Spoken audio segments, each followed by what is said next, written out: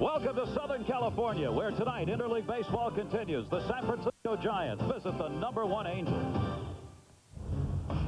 Things started to turn positive for the Angels on May 31st when they came from a 5-0 deficit to move one game over 500. 2 days later, this ugly brawl in Kansas City unified the Angels as a team. It was their third win of a 9-game win streak. Since then, the Angels have steamrolled into the lead in the American League West, 17 games over 500. Tonight, they look to keep on rolling.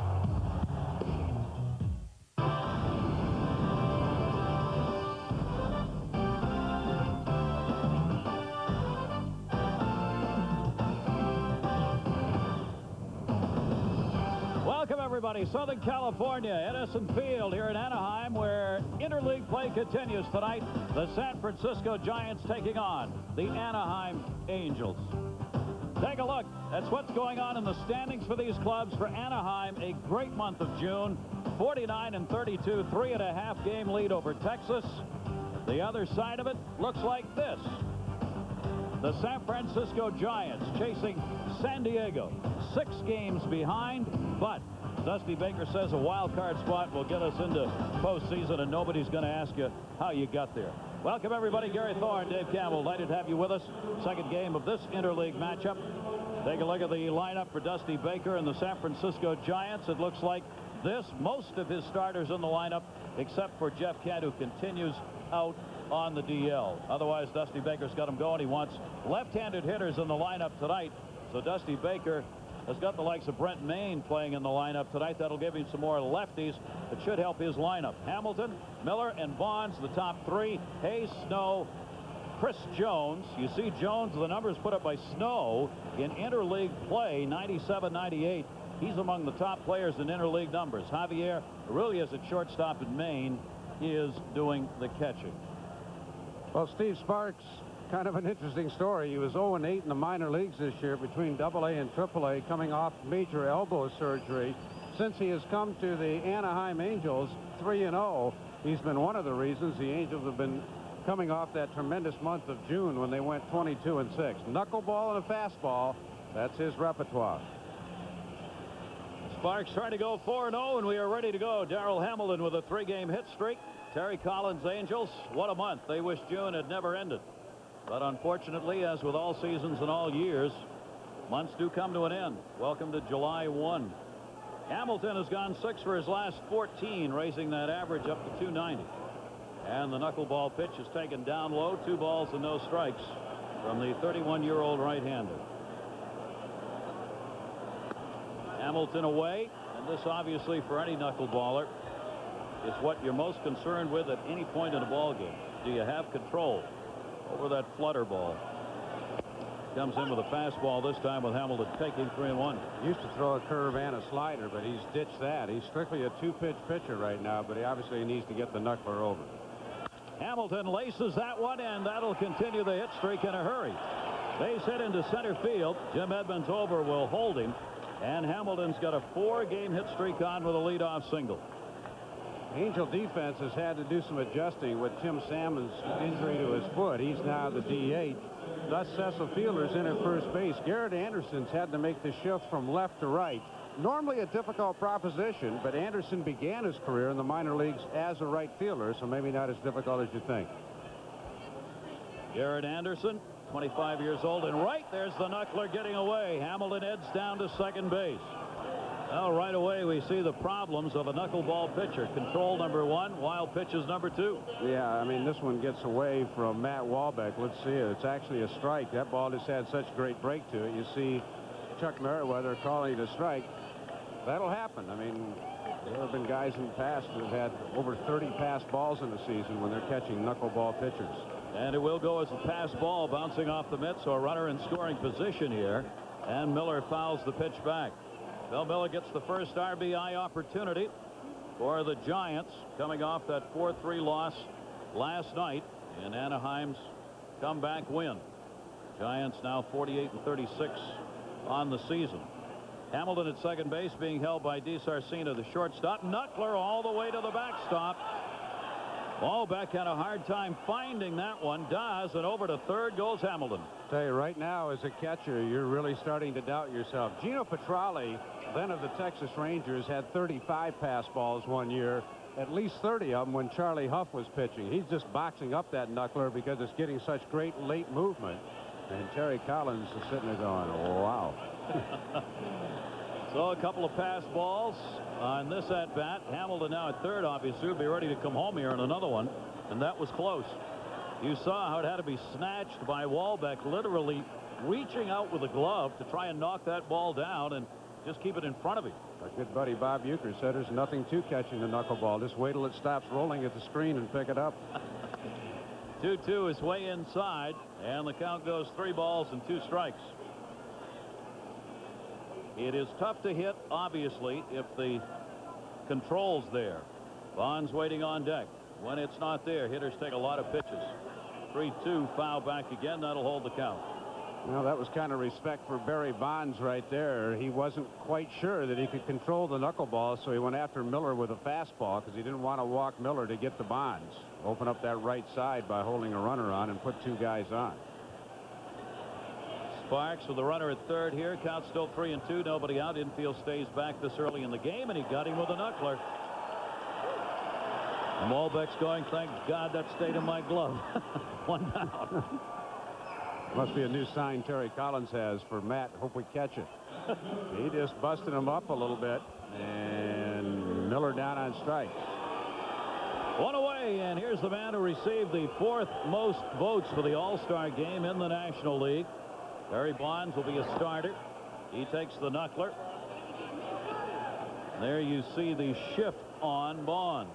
With the shortstop DiSarcina moved over behind second base. He comes back a little bit the other way, but a pronounced shift, playing him to pull all the way in the infield and straight away in the outfield. DiSarcina, that's a softball position he's playing right there behind second base.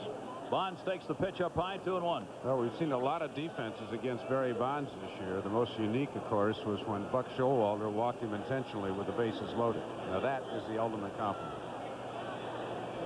Great numbers for him. Foul back, and the count goes to 2 balls and 2 strikes on Bonds. You look at the home runs, the RBIs in the 90s. He's right up there in the top 2 in all of them, and that's despite the fact he has walked intentionally more than any other player in baseball. Means on the at-bats you do get, you've got to be taking advantage of it. Putting the ball in play and in fair territory. Swung on and missed on the knuckler. Well, wouldn't you know it? Sparks comes out, gives up a leadoff single, 2 pass balls. Now he has struck out Miller and Bonds. 2 down. Well, so far, the Giants have done absolutely nothing with the knuckleball. The base hit by Hamilton was on a fastball. Tremendous late movement there on that knuckleball by Sparks. I mean, the ball is right there, and you start your swing, and it disappears. So that'll leave it up to Charlie Hayes. Hayes, the third baseman, with a runner at third, but now there are 2 down with Bonds retired on the strikeout. And the knuckler with movement away is in there, strike 1. I think one of the reasons Sparks had an 0-8 record in the minor leagues, besides recovering from surgery, he was pitching in a lot of high altitude parks in the Pacific Coast League. Ball does not knuckle without wind resistance. And he goes ahead here, 2 strikes. Tom Candiotti has tried to pitch in Denver, first with the Dodgers, last weekend with Oakland. He never has success there because without the air resistance on that knuckleball, you get very little movement, and the thinner the air, the less the movement on the ball. A physics lesson firsthand right there. It'll be a test. That one punched out to right field. Anderson coming will get there, and Sparks works his way out of it. And credit Walbeck as catcher with a little help after those 2 pass balls. No runs, a base hit.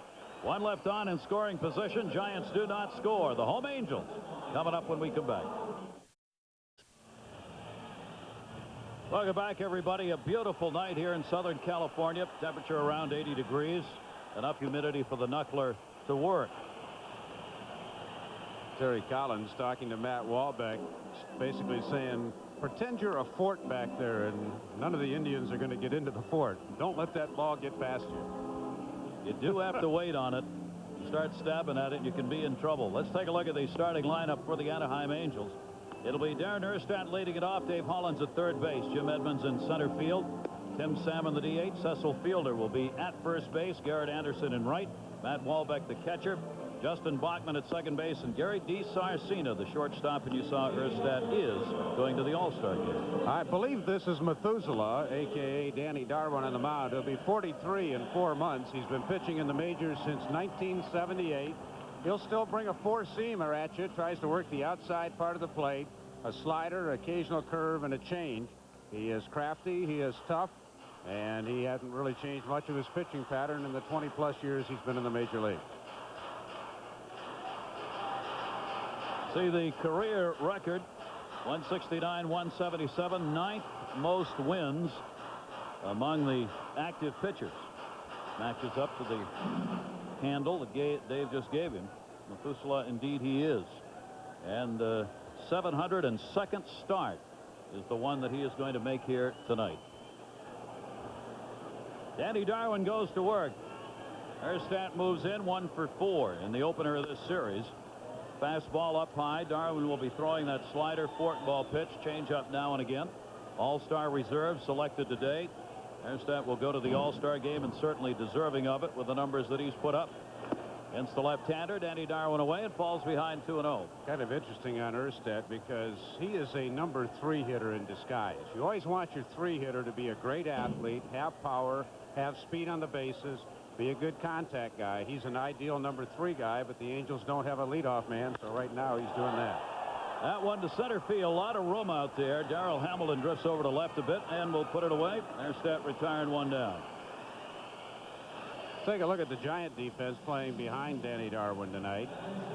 Bill Miller has moved to second base to replace Jeff Kent. Miller is a third baseman by trade. He's made 9 errors this year. Kent, when he was in there, made 11, so second base has been a little bit of a hot spot defensively, but they do miss Kent's bat. J.T. Snow at first base, the only first baseman in the majors without an error this year. And there's Billy Miller, all-around handyman, third baseman, switch hitter, and a very underrated player. He's out there at second base tonight. Dave Hollins, the third baseman, fouls off the delivery from Danny Darwin. Hollins had a 2 for 4 in the ball game last night. For Hollins, 32-year-old veteran, came into 31 years old now, came in with a 265 career average, a little below that on the number that he's put up so far this year. 0-1 from Darwin inside, and you'll see Danny Darwin do that. He is not afraid to move hitters off the plate. In fact, has to, if he is going to be successful. He is not an overpowering pitcher anymore. Second oldest to start for the Giants. Warren Spahn did it in 65 when he was 44. The great left-hander. 2-ball, 1-strike count on Hollins.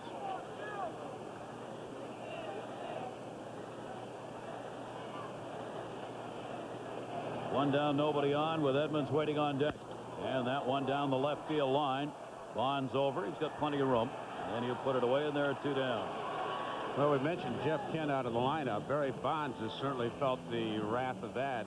Kent with a knee injury. He has missed 19 games. You see what the Giants have done without him. And Bonds, who hits in front of him, has only batted 190 with 2 homers because everybody has been pitching around Barry Bonds with Jeff Kent, the other legitimate flower threat in the lineup, out. So Bonds has certainly missed Kent, and they don't expect Jeff back for at least another week with that knee injury. See the numbers without 190. You talk about having a guy to protect you in the lineup. That's the kind of number that pretty well sums that up. Danny Darwin facing Jim Edmonds. Talked with Jeff before the game tonight. He said he can do everything except situational play. He said what that means is I can't run around the bases. I can't turn left on that bad knee. So I told him go the other way. Yeah. Swung on and missed. Be like Jimmy Pearsall and run the bases backwards. So just go backwards. As long as you touch them all, get back to home plate. It's the only thing that matters. He desperately wants back, but he's afraid it's going to be after the All-Star game. He's really a little concerned now that that knee is still doing that to him. Darwin's fastball's up high to Edmonds. They check. He did go. Mark Johnson, third base umpire. So a good inning for the veteran Danny Darwin. He sets Anaheim down 1, 2, 3. No score as we go to the second inning.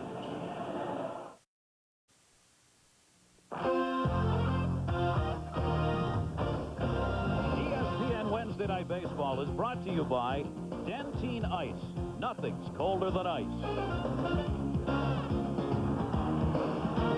Gary Thorne and Dave Campbell, welcome back, everybody. Used to be called the Big A. It's now being called the Big E, as it's known, of course, as Edison Park now on the revised stadium, which is just a beautiful sight for a baseball game, and what a great night for it here in Anaheim. No score as we go to the second inning. Sparks back out on the mound. Hayes, J.T. Snow, and Chris Jones will be due up against the 31-year-old knuckler who worked his way out of that first inning by getting Bonds and Miller on the strikeout.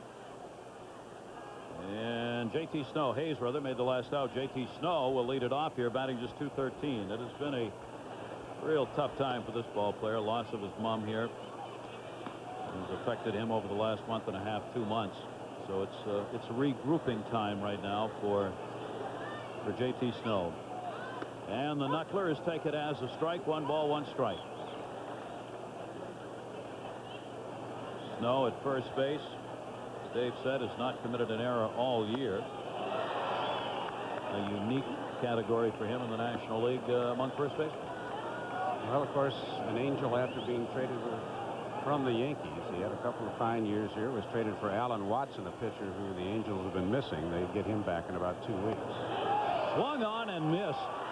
Sparks now has 3 strikeouts as Snow is set down. 1 away here in the second inning. After his mom passed away, he came back, and J.T. Snow had himself this kind of a night on June 23rd. He delivered this home run. And as he came in, looked up to the sky and for his mom and said, "I will never forget that one." Strikes out here. Did that on his second at-bat in that game on his return. Sometimes forget athletes, like everybody else, there are lives being lived out there. Well, his teammate Stan Javier went through the same thing with his mom a year ago, and Stan's really been there for JT during this trying time. It was a long ordeal. She was sick for a long time, and so was Stan's mother. Yep. Chris Jones, the designated hitter for the Giants, pops that one up near the mound.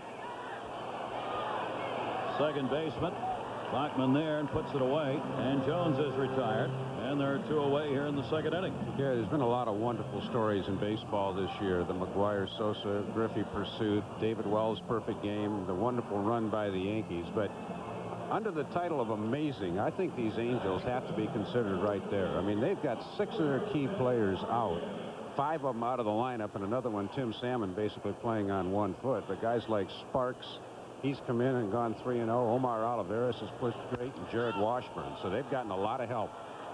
Stan Javier puts this one out to left field. Javier has had a 5-game hit streak, retired, and this is what Dave's talking about. His Sparks coming out here and setting down the last 6 he's faced. He's looking to go 4-0. Beautiful shots from above, courtesy of the Goodyear Blimp Eagle, based in Carson, California. Goodyear recently increasing its blimp fleet to 6. 2 new airships in Europe and 1 in South America, and our cameraman Javier Estrella working up there tonight. There's the Goodyear Blimp and that beautiful Southern California sky. Clear and sunny all day today with temperatures in the mid to high 80s. It was equally a fine night. First pitch, Tim Salmon pops that one up to second base. And Miller puts that one away. Salmon retired, 1 down here in the second. Gary, you mentioned the Angels in June going 22-6. They were 6 games back of the Texas Rangers entering June. They are 3.5 up. Good math tells us 9.5 games they gained. 12 come from behind wins. Terry Collins pushing all the right buttons. And one of the guys, Cecil Fielder, at the plate right now, has helped lead that surge. 29 RBIs in the month of June. And the big guy's taking some weight off. He continually gets bumped for that, obviously, in the press, but he's just a big man, number 1. But he's taken off about 20 pounds here since the start of the season. Says he feels good, and Terry Collins saying before the game tonight, he says, hey, he continues on the pace he's on right now. It's everything we could have asked for from Cecil Fielder. Says why the press is on him about how he's playing this year is beyond me. And if you look at the numbers, I think Terry Collins is right. Well, he was off to a slow start, but again in the month of June, 29 RBIs and 20 RBIs in interleague play. That leads all players in that category. Terry says, I love having him on this club. Fastball on the inside corner to him. 1 ball, 2 strike count on Cecil Fielder. Of course, continues to strike out a ton, as expected with a power hitter that he is, tied for third in strikeouts. He's had big numbers against Danny Darwin, 7 for 25, with 3 home runs off Darwin in his career. We talked about the fact that Darwin, you know, as a lot of guys, the first 10 years of their career, if they have a good arm, they are power pitchers, and then they kind of switch over to finesse. This guy doesn't throw quite as hard as he used to, but he pitches the same way. He'll go the 4-seam fastball. He'll do a 2-seam sinker once in a while, off-speed pitches, and he'll bust you under your chops once in a while to keep you honest. Darwin's looking for his first win in his last 4 starts. He was non-decisioned in his last game against Oakland and suffered a couple of losses to San Diego in games before that. Series, Dave, a couple of series, San Francisco, San Diego playing against each other in back-to-back series. It really hurt the Giants. San Diego did a number on them. The team, of course, the Giants, chasing right now in that National League West. Well, they won 6 out of 7, did the Padres, and Jeff Kent was out of all 7 of those games. Dusty Baker, one of his big guys in the lineup, out. Padres were missing Tony Gwynn for 3 of those games, so that was certainly an equalizer. But this guy really offers Bonds some protection in the lineup. I mean, you're still, if push comes to shove, the manager's going to pitch to Kent. That's the pitch they get him on. And Cecil Fielder goes down. 2 strikeouts for Darwin. Elsewhere in baseball, Reese Davis. Gary, you know, the Astros beat up on the White Sox last night. Bagwell homered a couple of times, and then he homered once in this game as well. He has been absolutely tearing it up. He's hit an 18 out of 19. The Astros beat up the White Sox again 10-4. Then in Seattle, Colorado and the Mariners. Colorado was up 1-0 until Edgar took care of that. Martinez a 2-run job. His 13th, 2-1 in the second. How about the White Sox? Oh, my gosh. Here's Garrett Anderson, beaten up in 2 consecutive days in a season where they seem to be beaten up about 2 out of 3 days. Well, when I was back at Baseball Tonight about 2 weeks ago, they ranked 29th or 30th in just about every category in pitching. Wow. To short. Really makes the play. And that'll do it. Garrett Anderson retired on the ground ball out. 6 in a row retired here by Danny Darwin. And for the first couple of innings, at least, the pitchers are in charge. Hey, we got some fireworks coming your way. A couple heated rivalries on tap to kick off the 4th of July with a bang. 7:30, Yankees take on the Orioles in the Bronx for their part 3 of the 98 saga. 10:30, Dodgers and Giants meet up. That'll be coming your way July 3, a double header before the 4th. Bonds and company will be on again Friday night. Gary Thorne, Dave Campbell with you here in Anaheim. A scoreless first 2 innings in this ball game. We go to the 3rd. Aurelia will lead it off. Maine in the number 9 spot, and then Darrell Hamilton at the top. A lot of youngsters on hand here tonight hoping for foul balls. Try and bunt the knuckler. He at least showed that. Takes the pitch for a strike. Giants hoping to draw about 150,000 for that series with the Dodgers. The game you're doing Friday night, already 55,000 tickets sold. Oral Hershiser going against his former mates, and fireworks afterwards. You'll have fun. You know, the one good thing about that, Dave, and you know as a broadcaster, what's the one good thing? You get out of there before the fireworks. That's right.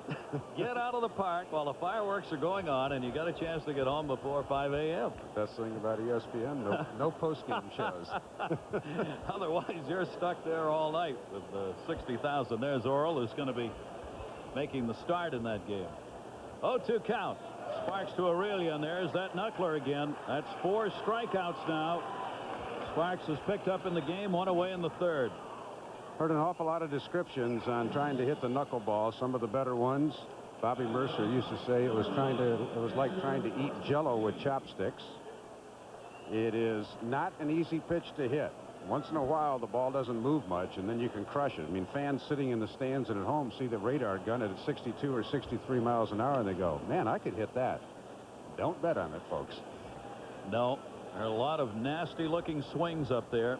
That knuckleball can make hitters look pretty bad at times when it's on. And right now, after the first batter, Hamilton, went all the way to 3rd after picking up a single and a couple of pass balls, Sparks has been on with it, and Walbeck's been hanging on to it. Sparks has struck out in his 3 previous starts as many as 5 in a game. His career high is 10. He's got 4 already in this one. That one drilled foul outside of first by Brent Maine. Tried to sneak the fastball by him, and you see Maine still pulled it. So I think a pretty good chance on this pitch he's going to see a knuckler. 29-year-old veteran platooning in the catcher spot right now for the Giants. Dusty saying I want him in there tonight because he's a left-handed hitter. Lefties have done better against Sparks. .250 for left-handers off Sparks, just 182 for right-handers. Bear in mind, Sparks is making only his 4th start of the year since being called up. Foul back, count stays at 2-2 on Brent Mahan. That's a pretty good approach to trying to hit the knuckleball. If you try to pull it, most of the time that ball, the left-handed batter is going to dance away. If you just kind of try to drive the ball back up the middle and think opposite field, you have a little better chance. You start trying to pull a ball, and that's when you get some swings that really make you look bad. 2-2 fastball, that fooled him, but was it in the strike zone? The other thing that happens, of course, with hitters is you've got to think knuckler when you're facing Sparks. But if you do that and he throws his fastball, even though it's not that fast, looks like it's going 1,000 miles an hour, and you're sitting on a knuckler. And that was a knuckler. Maine a strikeout victim, and that's 5 in the game for Sparks. Pretty amazing, a guy that's 0-8 in AA and AAA can pitch this good. And Sparks has been one of the guys, along with Jared Washburn and Omar Oliveras, that have just picked up the slack with guys like Jack McDowell, Ken Hill, and Alan Watson out with various injuries. Boy, what a huge set of numbers those are right there for this Angels team. Yeah, and in Washburn's 6 starts, the club is 6-0. They say he doesn't throw overly hard, but spots the ball pretty well. The club has gotten him a lot of support. Oliveras has had 8 quality starts in a row, and this guy is trying to be the first Angel to win his first 4 starts as an Angel since Bo Belinsky in 1962. How's that for amazing? 0-8 in the minor leagues. Yeah, and got a chance to go 4-0 here in the majors. 1-2 count on Hamilton, who's got the only hit of the game. And that's a nice pick at third. Dave Holland's not noticed for his D, and Cecil Fielder. A couple of guys who generally aren't put in the Gold Glove categories right there in Holland's and Cecil Fielder, but there were 2 fine plays at each end of that 1-2-3 inning. Here's one, Holland's. Then watch the big guy at first base. I got it. For those in the other 3 time zones, we'll give you a chance to see your second sunset. The oldest, it is a beauty. The oldest settler in California. Right there. Has been, always will be, as far as we know. Matt Walbeck leads it off here against Danny Darwin. Mockman and DeSarcina do up. And Darwin in with a strike. Darwin has struck out 2, hasn't walked anybody, and he's retired all 6 batters that he's faced. Walbeck's gone 2 for 3 in the 3 occasions he's had an opportunity to face Danny Darwin. 0-1 delivery, bounced in the dirt, 1-1. Another situation here. Matt Walbeck and Phil Nevin both picked up from Detroit in the offseason in a trade for a minor leaguer. They've been a lifesaver for the Angels, with Todd Green expected to be their regular catcher out for the year with a shoulder problem. These 2 guys have filled in brilliantly. Justin Bachman, who's on deck, has filled in for Randy Velarde. It has been a wonderful effort by a 25-man roster. The obvious question that comes from all of this is, can a team continue in the second half to produce with really fill-in players? The answer to that realistically is no, but can you get your guys back? 2-1. You get the starters back and the fill-ins have done this magnificent a job, then you are sitting pretty. Norberto Martin, a guy they brought in, he didn't get the job done at second, so Bachman's playing right now. No, I agree with you. I mean, it would be almost folly to think the Angels can continue this way. And that's going to be a base hit. Walbeck continues, able to hit Darwin. And that is the first hit picked up by Anaheim, and it's a leadoff single here in the 3rd inning. Well, we take a look at the DL of the the Anaheim Angels, and it is a big list indeed. Kenny Hill, elbow surgery. Jack McDowell, bad elbow. Encarnacion, a reserve catcher. They can do it without him, but Watson, he was just due to come back. He had 3 rehab starts, cut his wrist severely, opening a beer bottle yesterday. Randy Velarde, he's out probably for the season with a forearm. Mike James, their primary setup man, and Todd Green. They have lost a ton. They've used the DL 14 times, but those have been key players, and that doesn't even count Tim Salmon, who's DHing basically on 1 foot. Yeah, he's got a tendon problem that's going to have to be worked on after the season. Justin Bachman up. Bachman, the 23-year-old, is out there playing at second base, getting his first major league work this season. He was recalled from Vancouver on May 16 when Velarde was injured, as Dave mentioned. And now the starter out there at second and putting up some very decent numbers in that regard. Only 3 years of minor league ball prior to this season. He's out of Reno, Nevada. He calls home. 1-0 count. Again showing bunt, and it's a called strike, and that'll make it 1-1. Well, the Angels have played big ball at times behind Cecil Fielder and Darren Erstad and Jim Edmonds with Garrett Anderson, but they also have done a terrific job, as you might expect when a team goes 22-6 in a month. They've played the little game, the bunts, hit and runs, solid defense, good relief pitching, good starting pitching. That's a formula that usually works for most teams. I agree with you, Gary. I mean, on paper, it's almost impossible to say this team can keep it up, but until somebody comes and gets them, yeah, they're going to continue to believe. Absolutely. I mean, they've won the close ball games here during this streak. They were 10-2 in close games. 3 fewer runs deciding it. 6-1 in one-run contests. They've got the best one-run record in the game at 15-6. That is the most in the American League. The San Diego Padres at 18-10 have 3 more wins, but 4 more losses in one-run games. This club hasn't done much wrong. Well, each team that you saw on that graphic, brilliant closer, Troy Percival and Trevor Hoffman in San Diego.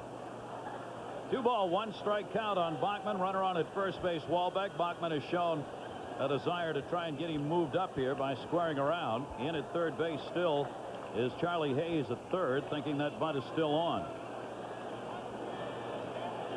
Runner will be held at first base by Snow, and then he moves off the bag. That one punched to right field. Javier's over. Runner halfway. Bachman is retired. 1 away in the third. Another guy heading to home plate right now has been hugely instrumental. Gary DiSarcina, only 3 errors, maybe the steadiest of all the shortstops around. There's more brilliant shortstops, but the .307 batting average, a big leap from the last 2 years. He's had an extremely solid season, but when you have guys like Nomar Garcia-Parra that didn't make the All-Star team, Vizquel, Jeter, and Alex Rodriguez, I don't think there's ever been a time in baseball where you've had 5 shortstops in one league with this much talent. How can Garcia-Parra, when you look, not make an All-Star team? I know. Because of the guys you mentioned. That's why. Gary DiSarcina, the best number 9 hitter in baseball.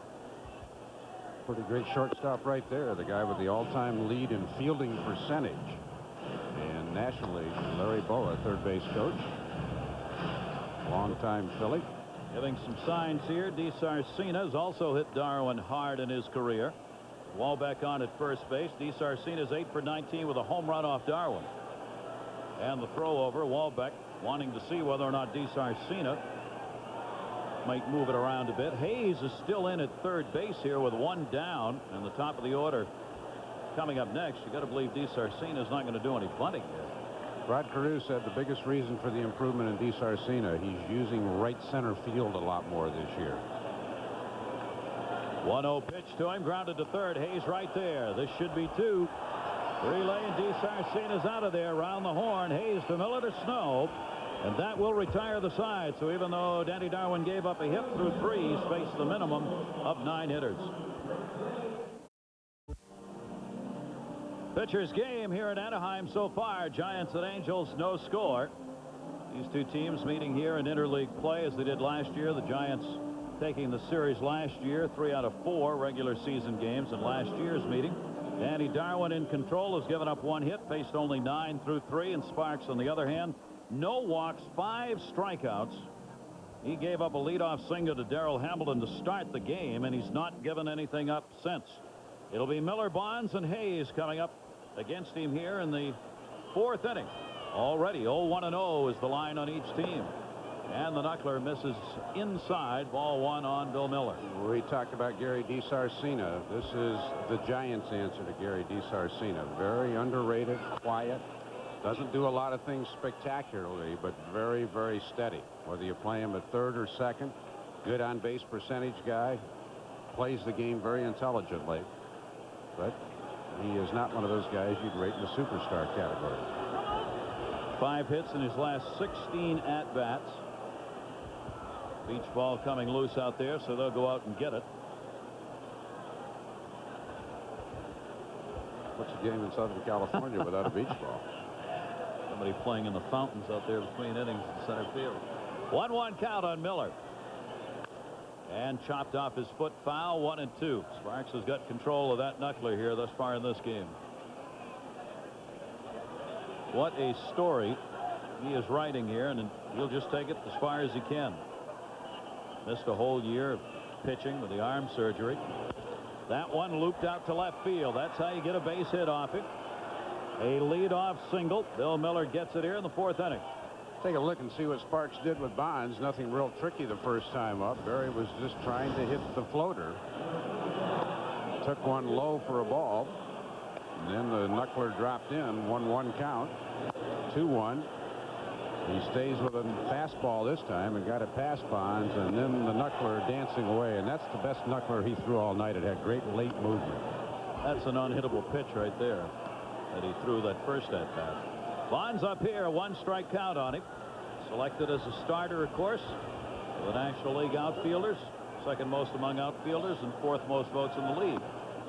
Pitch is inside to him, putting up some more outstanding numbers on the season overall, and of course now at a point in his career where the career numbers start piling up.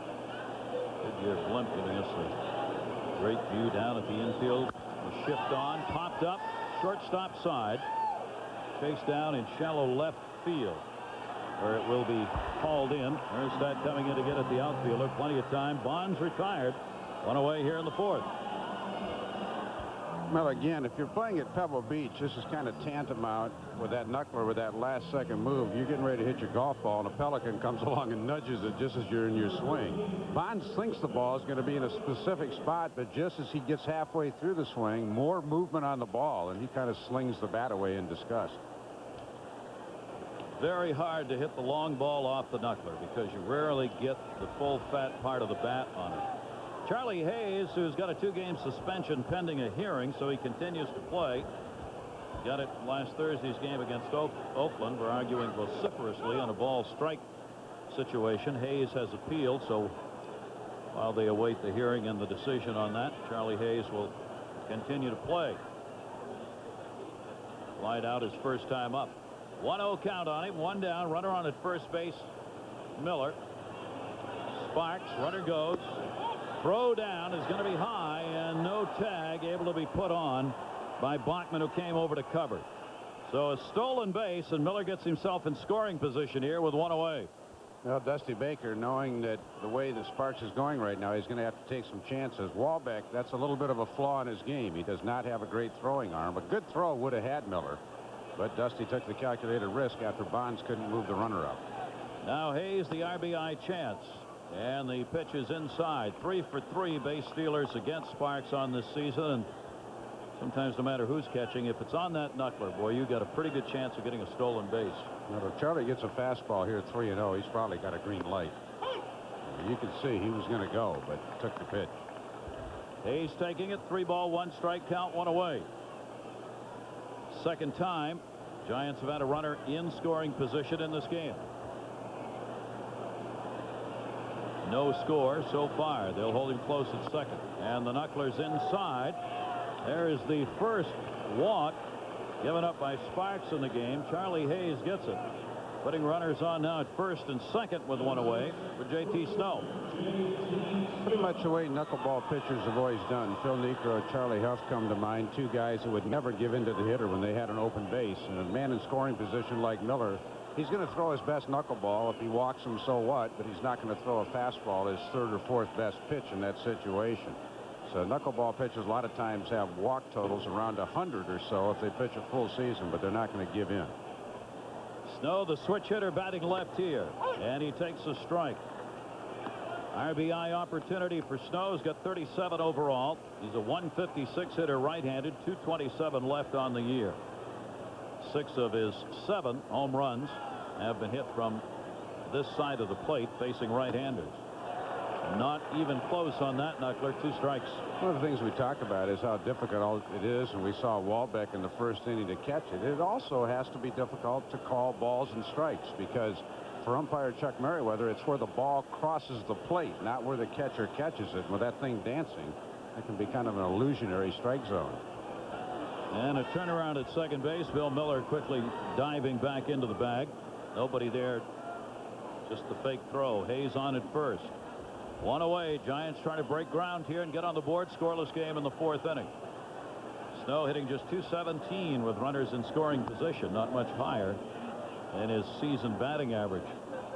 Had a slow start last year too, and of course with all the problems with his mom this year, distracted, going home to see her on various occasions, but he had a wonderful second half in '97, and the Giants are hoping for the same here. Gotta believe those numbers are going to go up for him. Foul back as he reached out for a knuckler away. 1 ball, 2 strike count still on JT Snow. Anaheim's won their last 5 games at home. Giants trying to put an end to that. Interleague play, Snow's put up .313 batting average, 3 home runs, 9 RBIs. Good numbers for him in interleague play. 1-2 delivery, and that one gets away. Runner's going to try and go. Throw down to third. Not in time. Went by the bag, but got it back. Miller slid by the bag on the throw by Wahlbeck, but then got back in time before Hollins could put the tag on. Both runners, one runner moves up. Not going down was Hayes at first. Great anticipation by Bill Miller. He's anticipating a possible wild pitch or a pass ball. Watch him move up on the pitch, ready for it to get away, and it instantly goes. If he waited any longer, he wouldn't have made it. A perfect throw would have had him, but the throw pulled Hollins off, and a good slide to the outside by Miller. But you saw the great jump he had anticipating the ball getting away. And JT Snow, did he foul tip it? Yes. Not sure on that was Wahlbeck, who started charging back, thinking it might have been a pass ball, and Bill Miller at third base started on his way home. 3 pass balls tonight charged on Wahlbeck. That last one was a pass ball. Well, Phil Nevin sitting there maybe thinking maybe better Wahlbeck than me catching tonight. 2 ball, 2 strike count, and it's outside 3-2. Since he's making only his 4th start, Dave, Sparks is. He hasn't got a regular catcher, obviously, here, and probably there's no great battle going on. No, they're drawing straws in the clubhouse, and the guy with the short one gets the start. I had him last time. Your turn. 3-2 count. Hayes goes on a ground ball towards second base. The flip there is one. Good play by Sarcina. Oh, they turn 2.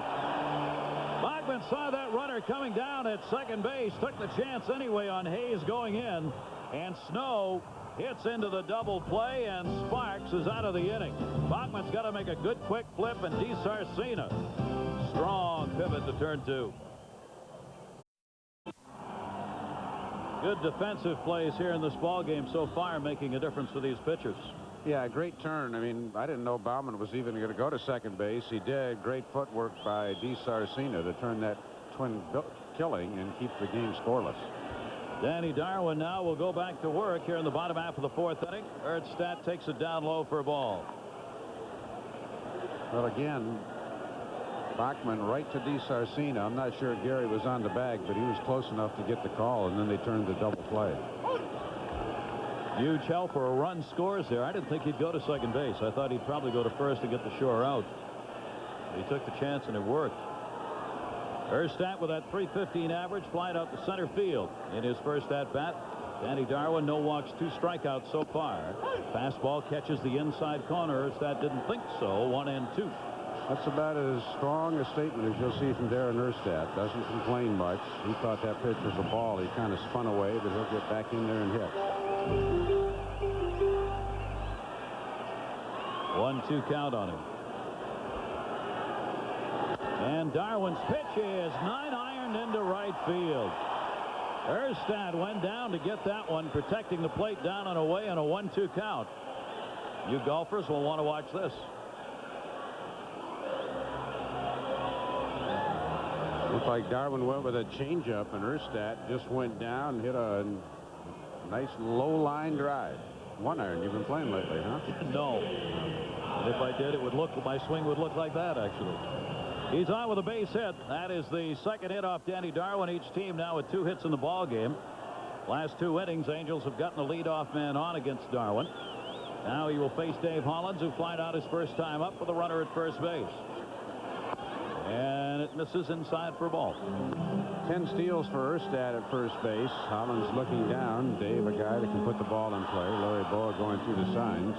Hollins also will dump a bunt down now and then, even without the sacrifice. He's a pretty good drag bunter, both at first and third base.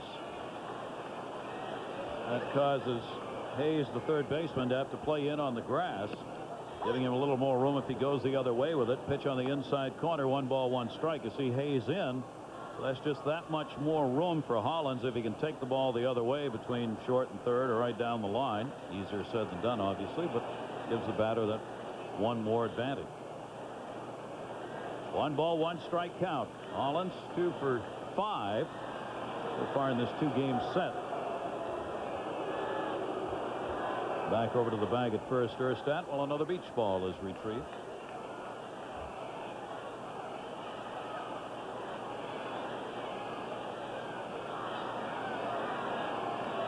Erstad at first base, 10 stolen bases, 15 chances. Pitch is taken inside again, 2-1. We see Darwin with that slide step. That's something that pitchers have come up with over the last 5 to 10 years. Very difficult to think about a guy stealing 100 bases again, as those pitchers have learned how to combat the base stealers. Darwin, instead of lifting the front leg up high to drive off, just takes a very short step to the plate, makes it a lot more difficult to steal. And the throw over will get him back. That's how you keep them honest, to change it up. As with hitters, the pitchers are trying to keep hitters off stride. Well, it's the same thing for base runners. Pitchers want to keep base runners off stride. They don't want base runners to be able to read them, obviously. Get that walking lead and the big jump, so you vary the moves over, you vary how hard you throw over, and as Dave says, now they even vary the stride. That big leg kick sometimes, other times just a slide step over. So you hope the runner's always going to be leaning back on the back leg, going back towards the bag. That's what they're trying to do with all that. 2-1 count. Runner not going here, and the ball popped up. Left center field. It is playable. Hamilton's got it. It's the year of the home run hitter, Rhys Davis. You are right about that, Gary, and the guy standing there, Ken Griffey Jr. off Mike Safe. That's number 34, moves him past Sammy Sosa. Sammy hit the wall a couple of times today, so Jr. takes the edge on that. His 34th later in the same inning. David Segui drilling number 13. The Mariners leading the bigs in home runs. That's 3 tonight, and they're up 5-1. So the amazing long ball numbers continue in Major League Baseball. And, of course, the home run derby that's going to be coming up in Colorado, of all places, right here on ESPN on Monday ought to be a treat.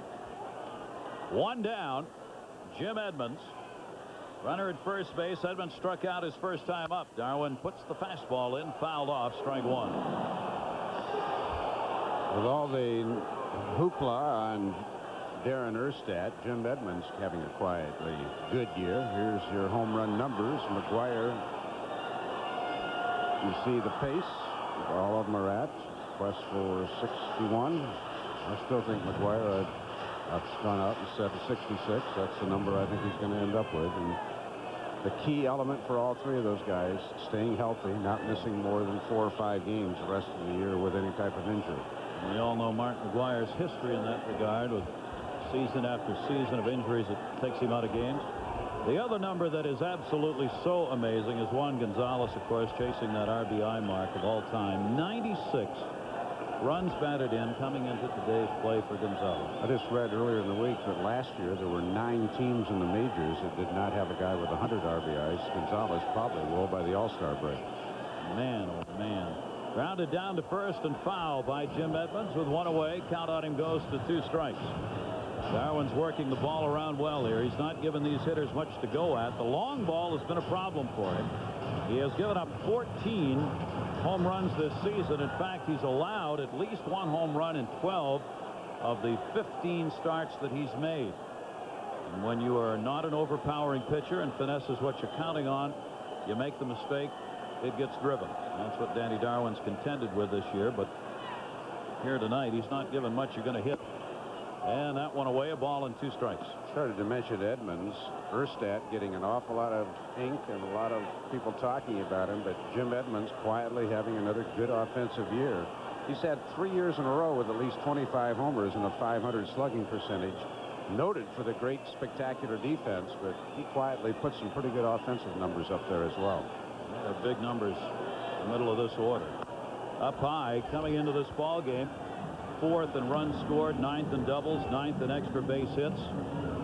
Cecil Fielder. Got Edmonds, Salmon, and Fielder the middle of this lineup for the Anaheim Angels. That's some pretty good pop. They are ranked 5th in average and 6th in runs, 5th in home runs as a team. And good balance with 6th in slugging and 7th in on base. Put all that together and you're going to win some ball games. And that's right up there consistency-wise when it comes to their offense. 2-2 on Edmonds, and the throw over will get Erstad back. He started the inning off with a single.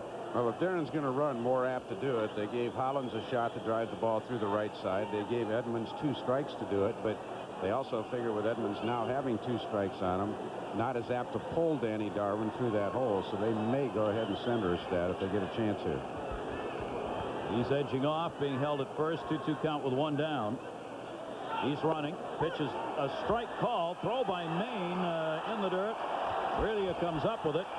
It'll be a stolen base, but there are now 2 down. So Erstad gets the SB. 2 away. Let's check in with Reese Davis. Reese. All right, Gary, down in Texas, the Dodgers and Rangers. John Wetland on to try to nail the thing down, but L.A. tied it up at 5, and then Eric Karros went with it, slapped one into right field. Eisenreich and Sheffield would score, and Wetland let the save get away. Dodgers up as they go to the bottom of the 9th. It's a ball game that's gone back and forth. And out here in Southern California, of course, in all honesty, the Angels are hoping that with all that's going on there in Dodgerland may give them an opportunity to finally get some recognition. They've long been the 2nd team in Southern California. Tim Salmon, runner on at second base, 2 down. Scoreless game. Yeah, a year ago the Dodgers swept the Angels in interleague. This year the Angels won 3 out of 4. They have always been kind of the stepsister here in Southern California. They're finally having a much better year than the Dodgers. And Salmon takes Darwin's pitch down low for a ball. Only 2-12 with runners in scoring position for Tim Salmon. Big hits are what these teams are looking for in this game. Take a look at the break that Darren Erstad gets on the steal. Tremendous push-off. Looks back, sees the ball wasn't hit. That's what a good base runner does. Too many guys run with their head straight down and get deked by the infielders. Erstad peeked over his shoulder. That one buried in the dirt, the fork ball. That's another pitch catchers have trouble with. I mean, we've talked about the knuckler, obviously the most difficult, but Darwin uses that fork ball pitch, and that's tough on Brent Maine. I mean, that ball will be buried in the dirt. A pitch that's easier to block, of course, than when you're trying to catch the knuckler if you're Wahlbeck, because that pitch can be anywhere in the air or in the dirt that you're trying to prevent from getting by you. But both these catchers have pitchers to be contended with here in this game. That's too bad Brian Johnson not catching for the Giants. Both guys with shaved heads could have been playing tonight behind the plate.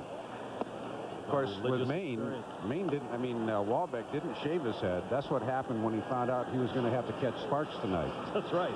It all fell out before the game. He came here with a full head of hair. He heard he was catching the knuckler, and that's what he looks like now. A 3-0 count on Tim Salmon. Erstad off second base, able to develop a pretty good lead here with 2 down, not being held tight to the bat. And he had the green light on 3-0, and Darwin kept the fastball away, 3-1. Talked to Rick Smith, the Angels trainer, tonight about the foot injury that Salmon has, and it's the plantar fasciitis, a partial tear in his tendon. He had another cortisone shot last week. I asked Rick, how has Tim described it? He said when it's bad, it feels like a nail in the bottom of your foot, and when it's really bad, it feels like somebody's got a hammer pounding it in deeper. It's not anything that's going to heal the rest of this year. There's Rick on your left. So Salmon playing with a lot of pain right now. And obviously as a designated hitter, in order to at least keep his bat in the lineup. 3-1 delivery to him, and he wasn't quite sure that was ball 4, but it was. So Darwin surrenders the first walk of the ball game for him here in the 4th. Now Anaheim with runners on at first and second and 2 down. And Cecil Fielder coming up. Now, this is one of those sliders that backed up a little bit. Darwin thought maybe it was a strike. Salmon wasn't sure with the old stutter step. Darwin goes to work here. We're only needing the 1 more out, but Cecil Fielder, the ever dangerous, especially Darwin being susceptible, as we said, to the home run ball. Cecil has done well this year in RBI chances, 287 with runners in scoring position in the 90s. Second, Bonds first ahead of him as far as this decade's concerned. The RBI department, he's got an RBI chance here with 2 away. Scoreless game. Each team with only a couple of hits. Darwin struck out Cecil Fielder first time up. That one lifted left center field. Got some wood, but it's in the yard. Hauled in by Darrell Hamilton. Cecil Fielder got him up out of the seats, but they'll quickly sit back down. And Danny Darwin's happy he's going to be able to sit down. But despite some pretty good sound of lumber on ball, Darwin got out of it. It's still scoreless. Gary Thorne, Dave Campbell, and our crew. Welcome back, everybody. Giants and Angels, no score. Want to remind you, tomorrow the PGA Tour stops off for the Cannon Greater Hartford Open. Casey Martin, John Daly, Paul Azinger, and others will be there to compete. That'll get underway at 1 o'clock. 1 tomorrow. Scoreless game. As a couple left on in that fourth inning by Anaheim. 2 have been left on in scoring position so far in this game for the Giants. Chris Jones, designated hitter, popped down his first time up, takes the knuckler foul down the right field line. Jones has been a pleasant surprise of late for this club as he is batting .300. A couple of home runs, 7 RBIs in his last 14 games, getting on base. So the DH for him here. And Sparks is outside to him. 1 ball, 2 strikes. Just looking at this Giant lineup, the 3 guys I think may have a chance against Sparks, pretty good one, are Miller, Stan Javier on deck, and then Brent Mayne. That's a bunt, hits him, and he's out of there. Chuck Merriweather immediately making the call. If it hits you in the batter's box, it's just a foul ball. But if it hits you once you've come out of that batter's box, base runner interference, and you are out of there, and he was out of the batter's box. Watch Chuck get out behind the plate. Comes up right away, gets a good look, and sees immediately. So that was good work by the home plate umpire, Chuck Merriweather. Out of the batter's box, boom, ball hits his left foot. He could have been in the World Cup. That's a pretty good sidekick right there. England could have used him. 1 down, and the pitch is up high. All right, how do you put that in your scorebook? 2 unassisted. Very good. Thank you. Closest player to it. For those keeping score at home. And the 1-0 pitch, line drive, base hit up the middle for Stan Javier. Javier's got a 6-game hit streak now as he's had 13 hits in his last 22 at-bats. So a red-hot Giant right there on at first base with 1 away. 3rd hit for San Francisco. One of those little trivial statistics. Stan Javier leading all major league players in interleague play, coming in at .433. Not bad, eh? No. Will Clark and Darren Erstad, who's added another hit in this game, are the other 2 in the top 3 for interleague play averages. Great shot, isn't it? Runner on at first base, 1 away. Rich Aurelio has been a strikeout victim, 1 of 5 for Sparks. Throw over to first base. Cecil Fielder kept it in front of him. Javier on the bag. Going to have to create runs at this point in the ball game. Both these managers know that. Well, the ultimate trivia, Darrell Hamilton had the first interleague hit ever last year against Darren Oliver.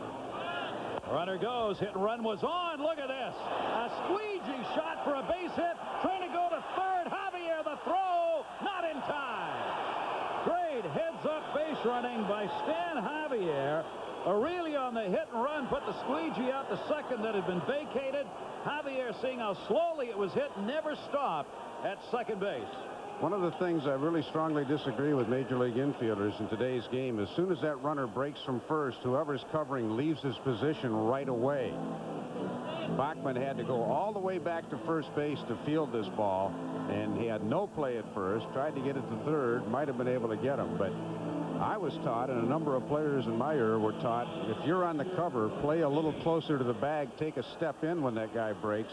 But today's major leaguers, as soon as the runner breaks from first base, if they're on the cover, they vacate their position, and it costs the Angels right there. Well, here's the best scoring chance of the game for either team, and here's Brent Mayne. Mayne struck out his first time up. Javier on at third. Aurelio with the infield single on at first, and only 1 away.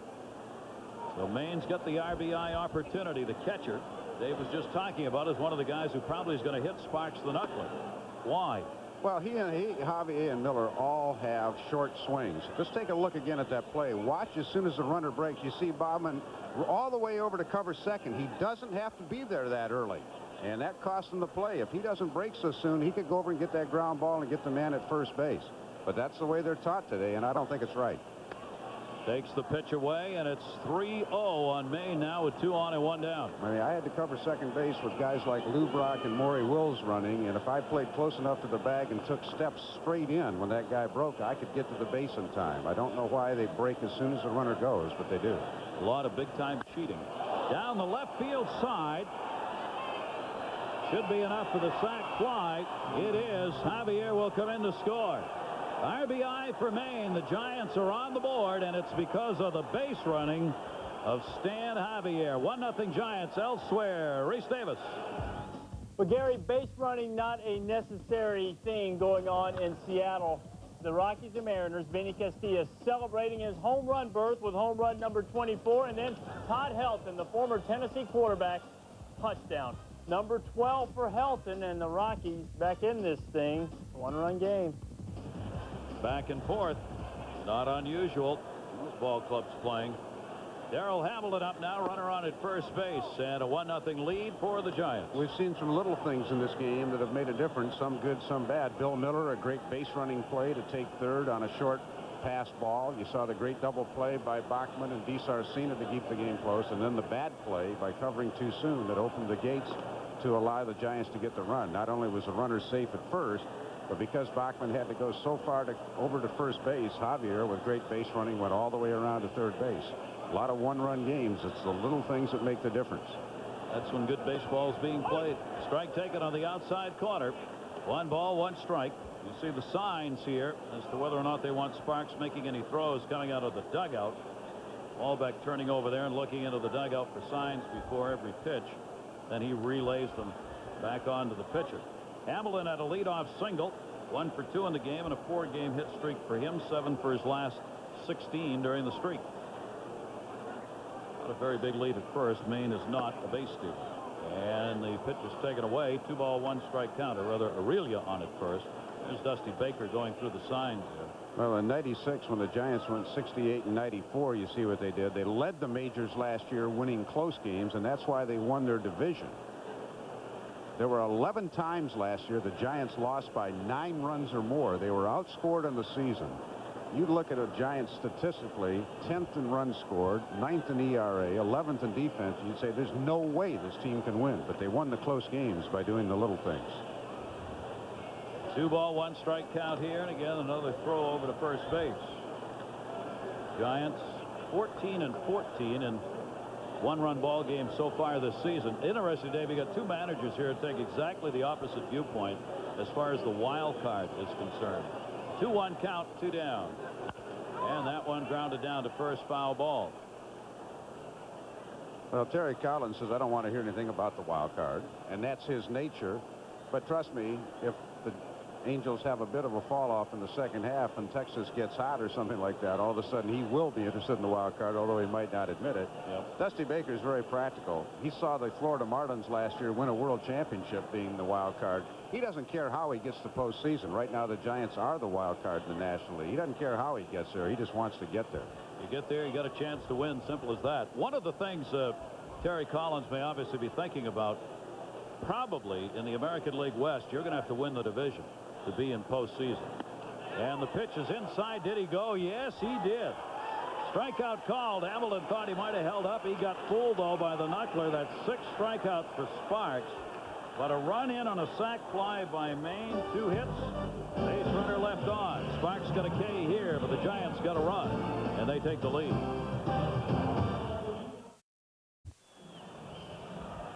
Welcome back to Anaheim, everybody. Gary Thorne, Dave Campbell. 1-0 lead for the Giants. 1-4-0. The Giants only 2 hits for the Angels off Danny Darwin, as Darwin has walked 1, struck out 3, and been in charge. And a strike on the inside corner as Garrett Anderson leads it off. Walbeck and Bachman to follow. Darwin's pitch count pretty low, but generally when he goes to the mound, Dusty Baker is thrilled if he can get 6 solid innings out of him. That pitch is taken, and it's 1 ball and 1 strike. Danny Darwin likes to say at the age of 42, I'm thrilled when I go to the mound. Line drive center field. Right, that's an atom ball right there. Hauled in, and 1 away as Hamilton got it. Sunday Night Baseball stops off in Texas this weekend. Junior got another one. 34 home runs now. Alice Rodriguez leading the Mariners against the Rangers. And Juan Gonzalez, we were talking about earlier, 96 RBIs. Could reach 100 before the All-Star game. Sunday night, 8 o'clock on ESPN.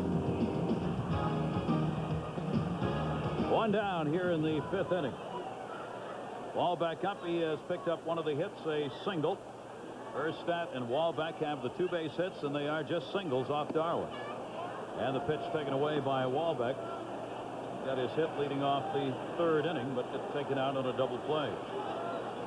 First, only 9 batters faced through 3 innings for Darwin, and then a couple left on in the 4th. Darwin's got a cover. Snow over, makes the pitch to him, and there are 2 down. Well, there's money in the bank, and the fans here in Anaheim certainly have seen J.T. Snow. He's won 4 Gold Gloves, 3, excuse me. He got 2 in the American League, 1 in the National League last year, and doesn't appear to be any reason why he's going to win this year. You say not many mistakes? Well, none for him so far over there on the error board. There are some very good first basemen in the National League. I mean, Andres Galarraga is going to make a lot of errors, but he has wonderful range and makes great plays. Obviously, Mark Grace has been terrific over the years with the Cubs. Jeff Bagwell plays a terrific first base in Houston. So there's a lot of good defensive first basemen. Rico Bronya in Philadelphia, and you could really go down the list. I'm sure I'm sliding somebody, but there are some excellent first basemen in this league. I'll throw in John Olerud for the New York Mets, who's quietly outstanding at that position. 0-1 delivery. Thrill for him today, going back to Toronto where the Mets are playing. He had a home run there today, even though what a game that must have been. 15-10. Toronto beat the Mets. It was 6-5 in the 8th when I was listening. That one drilled to left field, and Bonds drifts back. Bachman retired. Darwin in charge as he has a 1-2-3 inning. Giants up. I lost some weight, but that's why I had to. She said, looks good. You like ice cream? Oh, man. It's a killer. Bill Miller, speaking of killers, leads it off here, and the knuckleball to him misses. A single and a strikeout victim. Miller in his 2 at-bats. 1-0 lead for the Giants. Maine with a sac fly in the last inning. Sparks, 1 walk, 6 strikeouts so far in the game. Gee, all the way up to 63 miles an hour on that knuckleball. A blistering floater. 1-1 delivered to Miller. Sparks, as we mentioned, did not play with that elbow reconstructive surgery he had, so when he came on and got the win on June 15 against Texas, it was his first win since July 1 of 1996. It was 1 year and 2 days after he'd undergone the operation that he made it back to the majors and got a major league win. I'll tell you, I finally thought of something personally I could equate trying to hit the knuckleball with. A couple of days ago at home, a moth got in through the kitchen door, and I was trying to get it in the kitchen. It was no chance. Do you have a broom?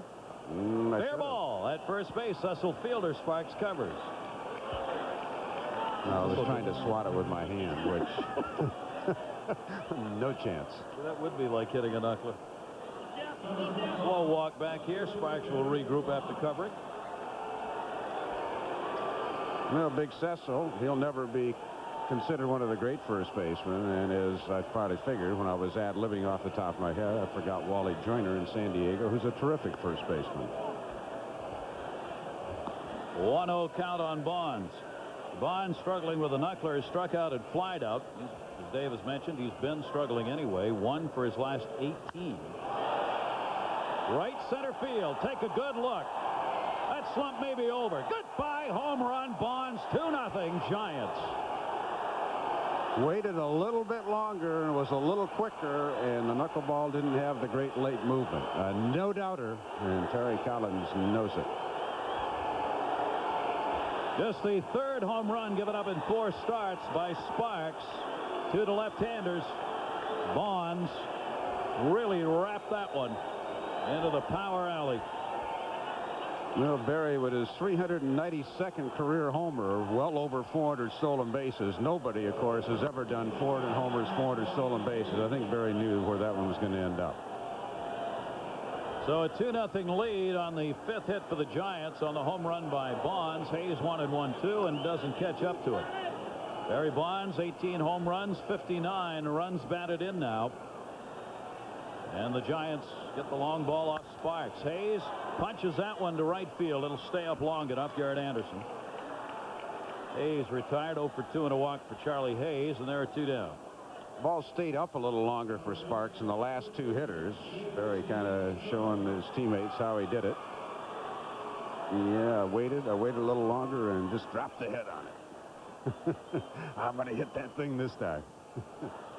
You can players, do that. Yeah, players are going, yeah, Barry, right. Can do that when you got that great wrist he's got, huh? Yeah. Not everybody can wait on a ball like that and then take it out without having that big step stride into it. He's going to show Brent Maine. Maine's going, yeah, that's good for you, Barry, but I'm still going to wait and try to hit the ball to left field. I got my sacrifice fly that way. See, we each got an RBI. I just did it a different way. Fouled off by J.T. Snow. 1 ball, 1 strike, 2 down here in the 6th inning. Well, the Giants used the long ball. They have not used that a lot this year. They are 12th in the National League in home runs. 12th. Despite the fact they've got 48 wins. That's going to be a base hit. Bachman made the dive, couldn't get to it. Garrett Anderson will play it back in, and J.T. Snow is on. He's got a single.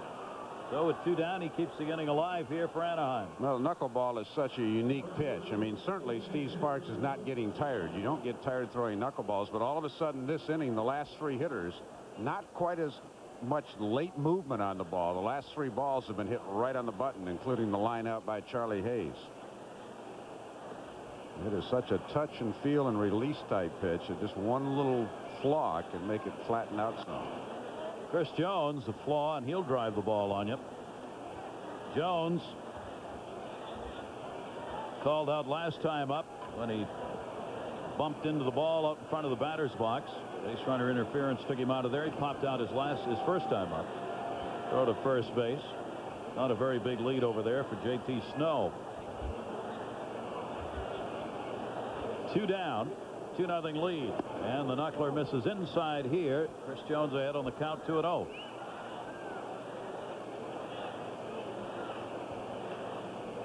Yes, Bonds will be at the All-Star game, and a reminder of why. Well, that shot he put out a year. 2-0 pitch towards short. Sarcina will go to second base. Bachman there, force out on J.T. Snow. That'll end the inning. But a run on 2 hits, no errors. The base runner left on.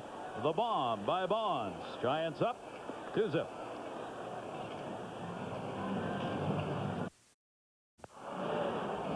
Giants have the 2-0 lead, and a great shot here in Anaheim, one of the world's most enduring symbols, the Goodyear Blimp Eagle, based in Carson, California, providing our aerial pictures tonight. There you be.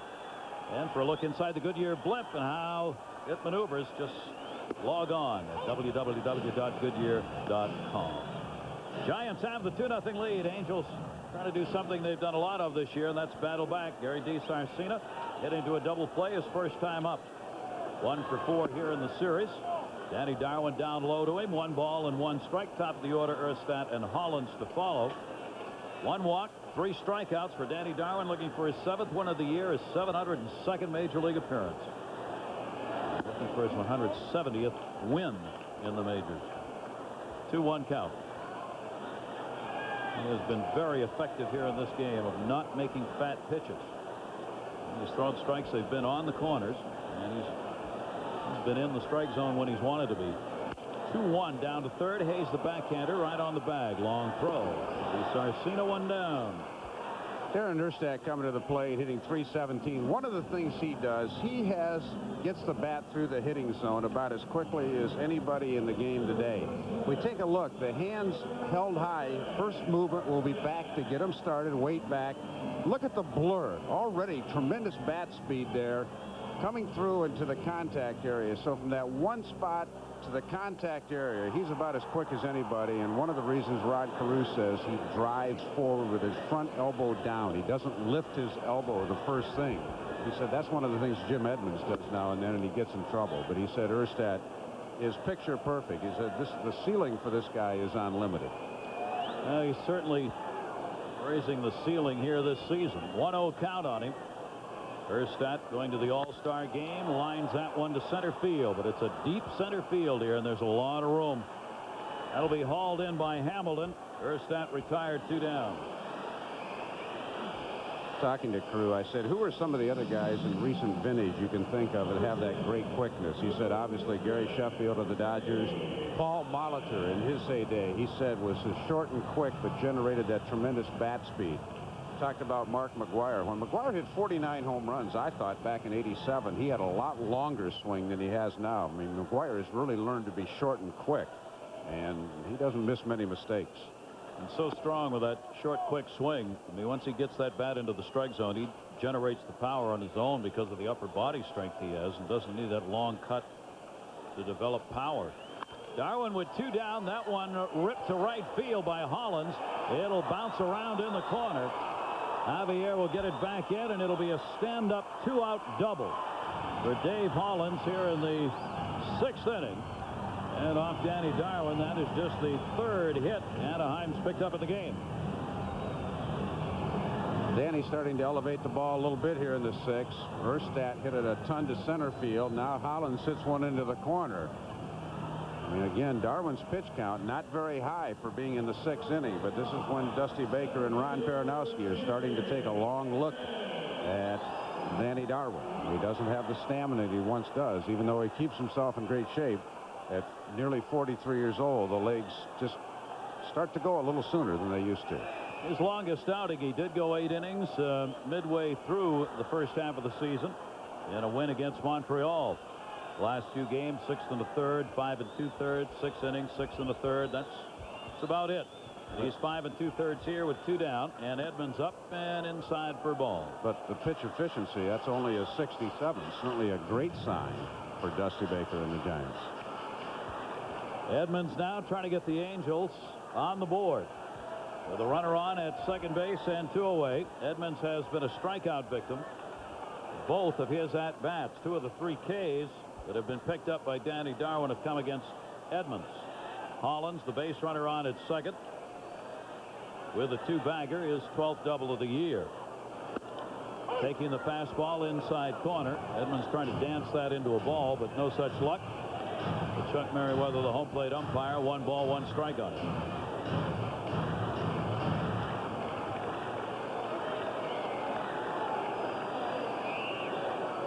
Outfield playing straight away, deep here with 2 away, and they're not doing much to hold Hollins on at second base. They'll let him have the bigger lead. They want to keep short and second spread out, so he'll be able to walk off a fairly decent lead there. If there's a base hit, he'll have a good jump. 1-1 delivery by Darwin. He's staying inside here on Edmonds. Misses with that one. 2 ball, 1 strike count. Edmonds has gone just 229 with runners in scoring position. Not a particularly good number for a guy in the middle of the lineup. 2-1 count. It's punched across. 48 runs, though. Played at second base. Miller over to first, and that'll do it. Edmonds is retired. No runs despite the 2-out double by Hollins. He is left stranded, and Danny Darwin protects the 2-0 lead.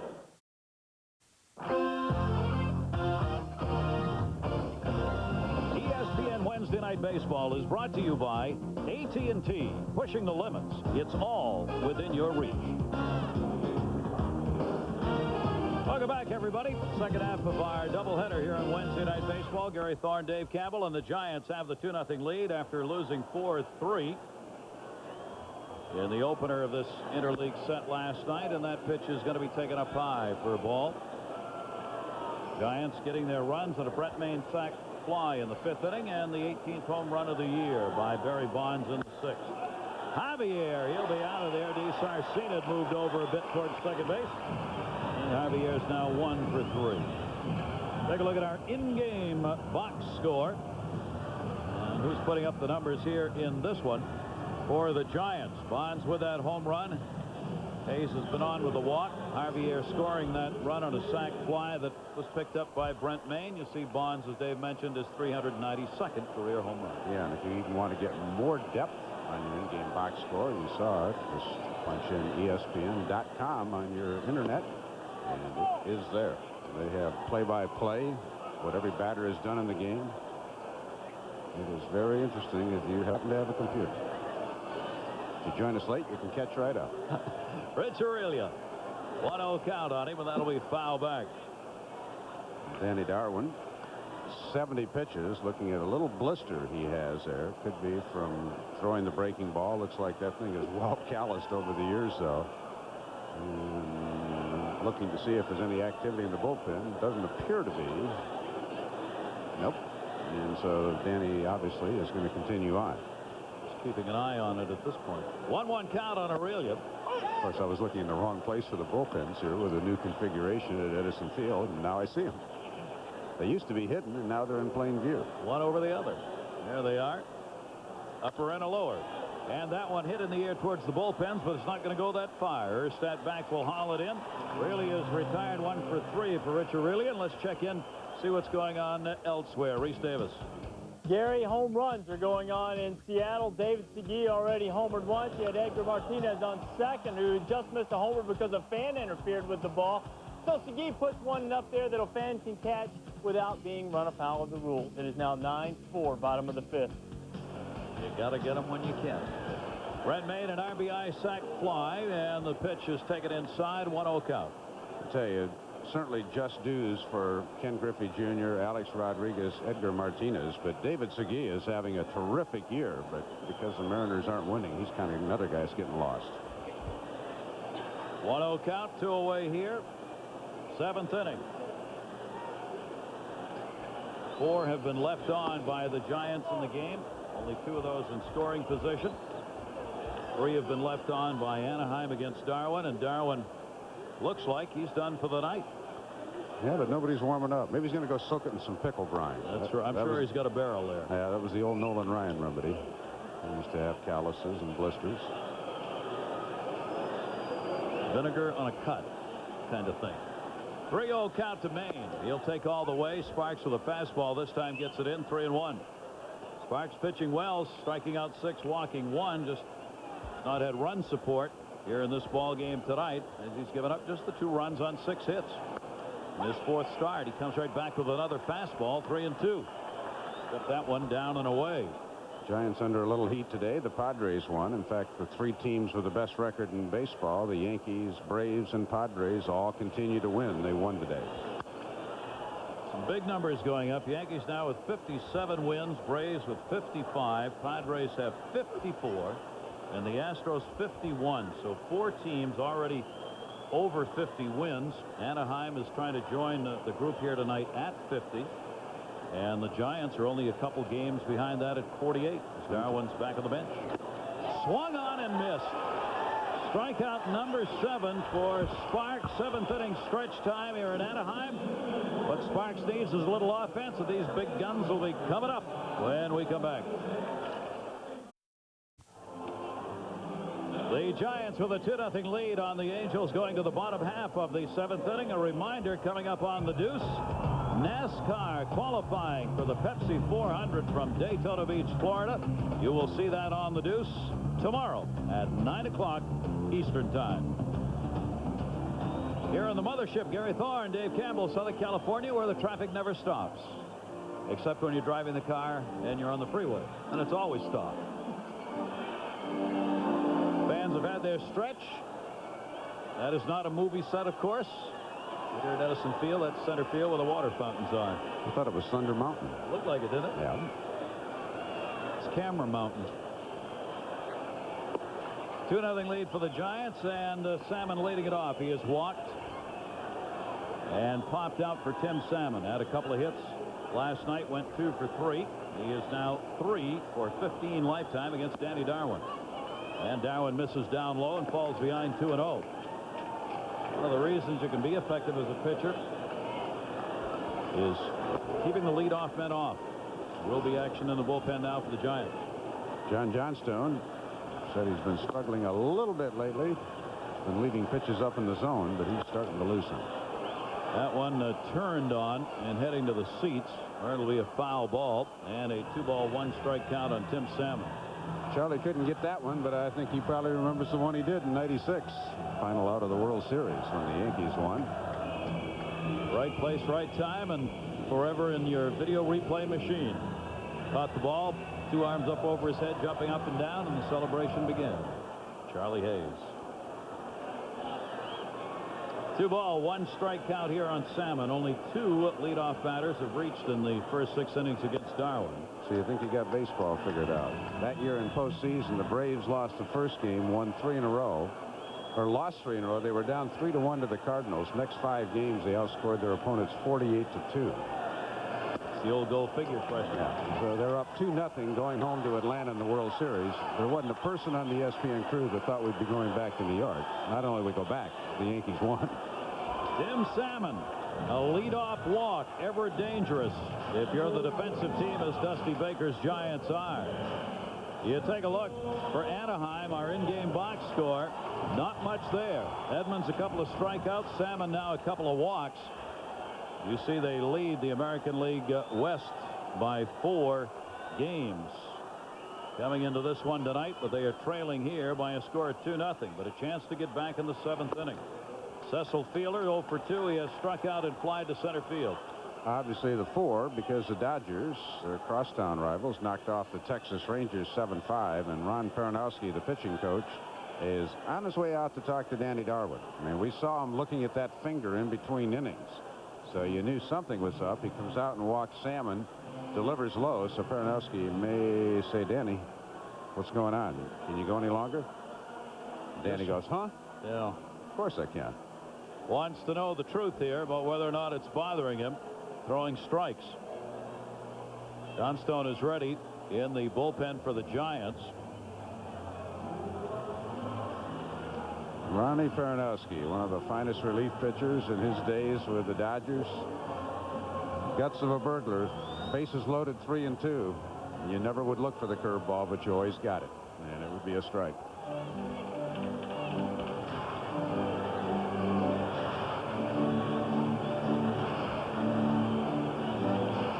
Numbers on Danny Darwin. Telling you about the NASCAR qualifications coming up on the Deuce tomorrow, 9 p.m. Your time for that, Eastern time tomorrow. Just in case it said a.m. on your screen. The problem is not in your set. Pitch is taken down low, and it's a 2-0 count now on Cecil Fielder as Darwin out of the strike zone here this inning. Cecil's got one thought in mind right here. He's going to look inner and try to jack one. Darwin, knowing that, will probably try to go for the outside corner. He's had 3 home runs off Darwin in his career. Tried there, popped it up, shallow center. Bill Miller, second baseman, is back and under it, puts it away, and Cecil Fielder's 0 for 3. Looked like a little flat slider, but Cecil was so geared for trying to pull that ball that he ended up being fooled just a little bit. I mean, this ball is flat and home run ability. I mean, home run pitch, and Cecil just misses it. He gets out on that front foot and is fooled by the speed of the pitch. And Danny Darwin got away with one there, but he did throw a breaking ball 2-0 and had Cecil out on the front foot. Going out there that'll keep Danny Darwin in the game. Runner on at first base still is Salmon. Now the man who did the damage last night. Garrett Anderson had his 10th home run of the season off Sean Estes, who is shutting down the Angels last night. He got the big home run, his 10th. That's 2 more than he had all of last year. Garrett Anderson up here against Darwin. And the pitch is outside for a ball. Giants bullpen in earnest now. Rodriguez gets up to join Johnstone, so Dusty Baker will have a lefty and a righty ready to go. Probably getting the lefty ready in case it gets back to the top of the order and Erstad.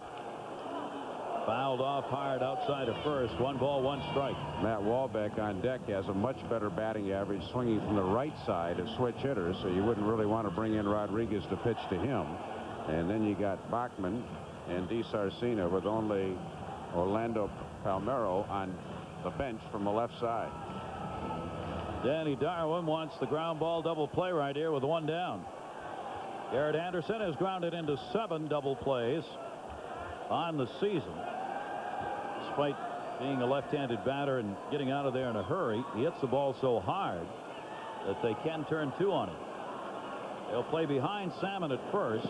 Pitch is in the dirt. Good block made there by Brett Maine. Salmon, of course, has got that bad left foot, so running for him is a chore. They're not going to worry about holding him on base.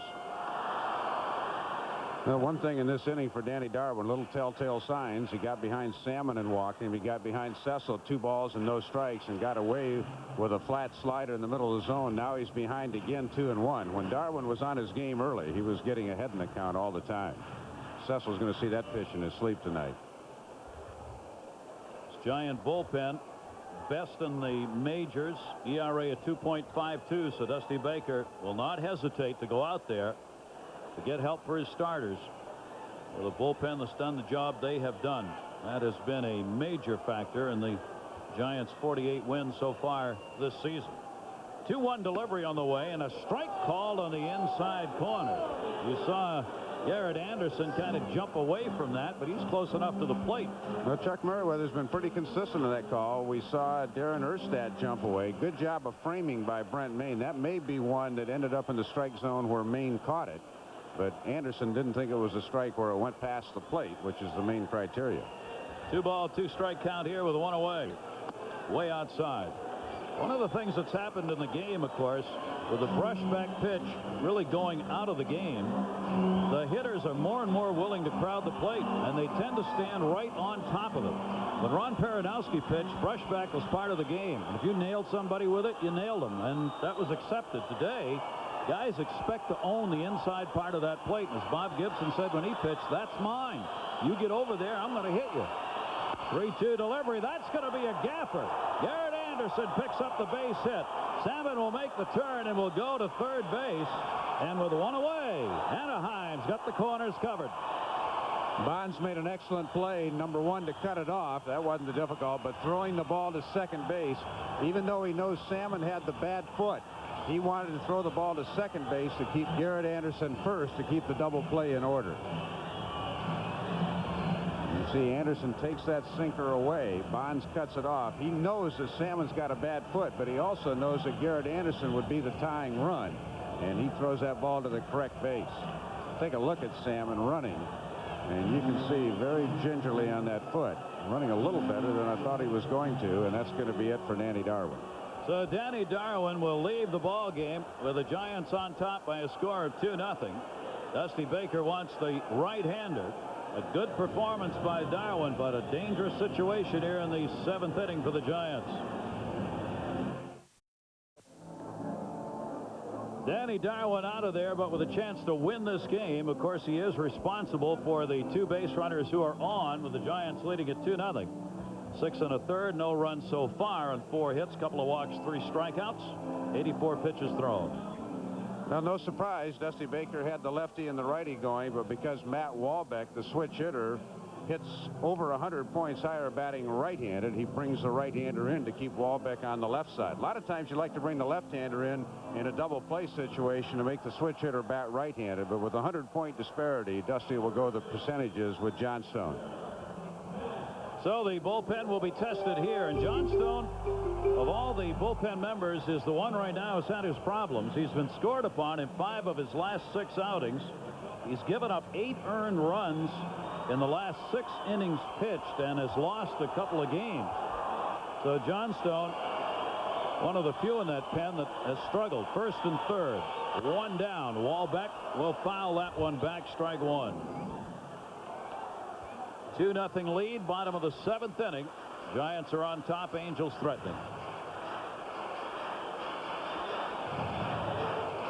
Darwin will stay and watch here and see whether or not he's going to have a chance to win this ball game. Ball back at the plate. Singled and is grounded out. Infield will play for 2. He faked the 3rd, looked to 1st, and Garrett Anderson took a couple of steps, but not far enough for any throw to be made at 1st. No, the Padres got burned on that play yesterday with Ruben Rivera up in Oakland, and you see Anderson had enough time to get back. Don't know if he was going or not, or just trying to move up on the pitch. Salmon off 3rd, the lead runner. Anderson at 1st, being held by Snow.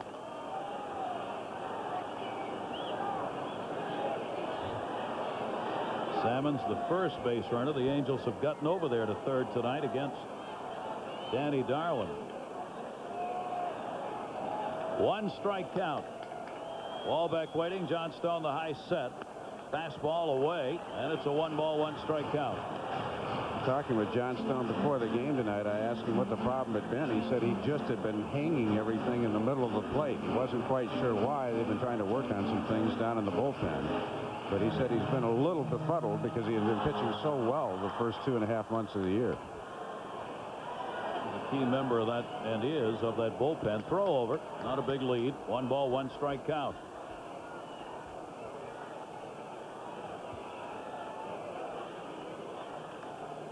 Garrett Anderson trying to build the walking lead over there at first base against Johnstone, with J.T. Snow holding the bag on him. Ball back with a 1-1 count. Check swing. Did he go? Check at third. No. Mark Johnson, the third base umpire.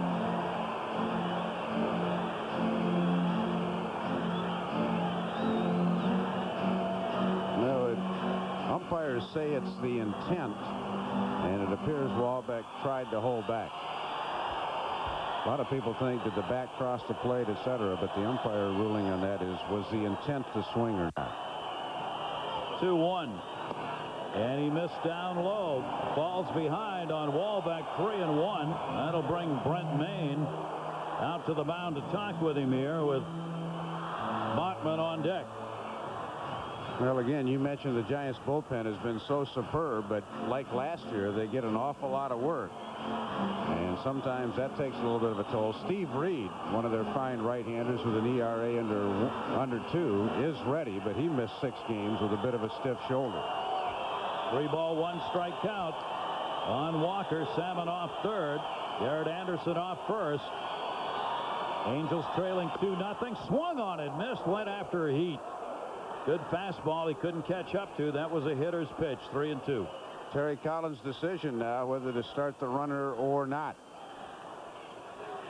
Almost feel with Wallbeck a double play candidate, and the fact that Bachman on deck, not a big stick, you might try to activate the runner to create an extra hole. 3-2. Long look. Runner goes. Ball 4. The bases are loaded. 1 down. 7th inning. 23-year-old Justin Bachman coming up. Well, Steve Sparks hoping for the best.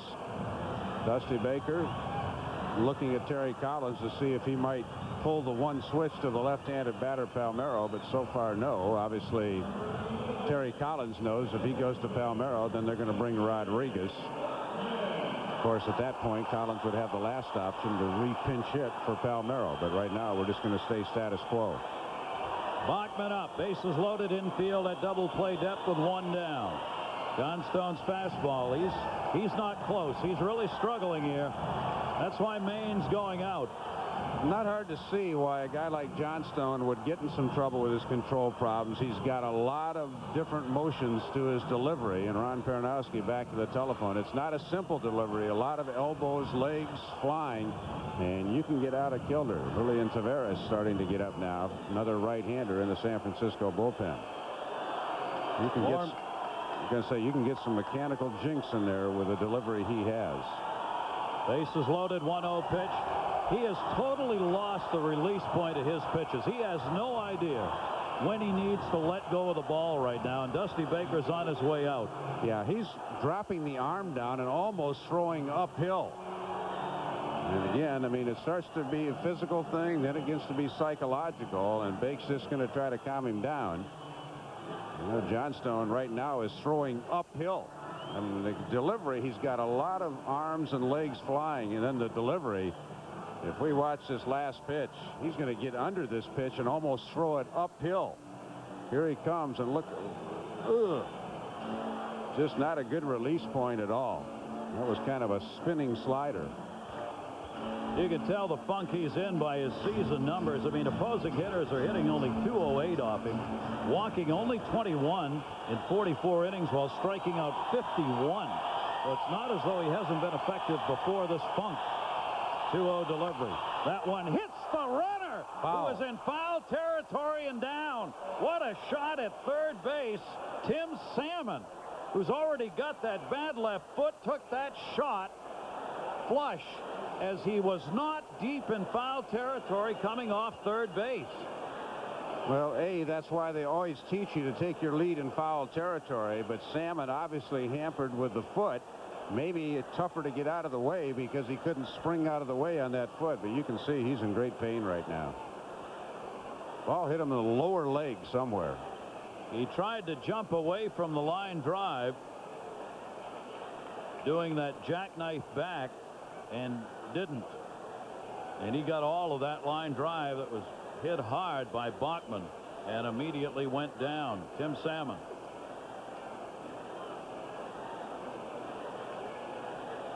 Terry Collins out. Rick Smith with the blue coat on.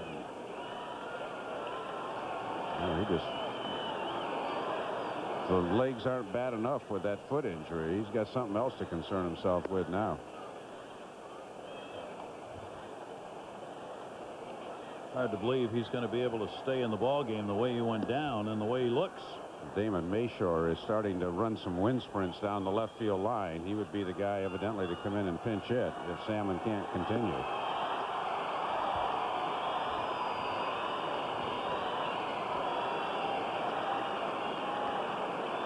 And Salmon will come out of the game.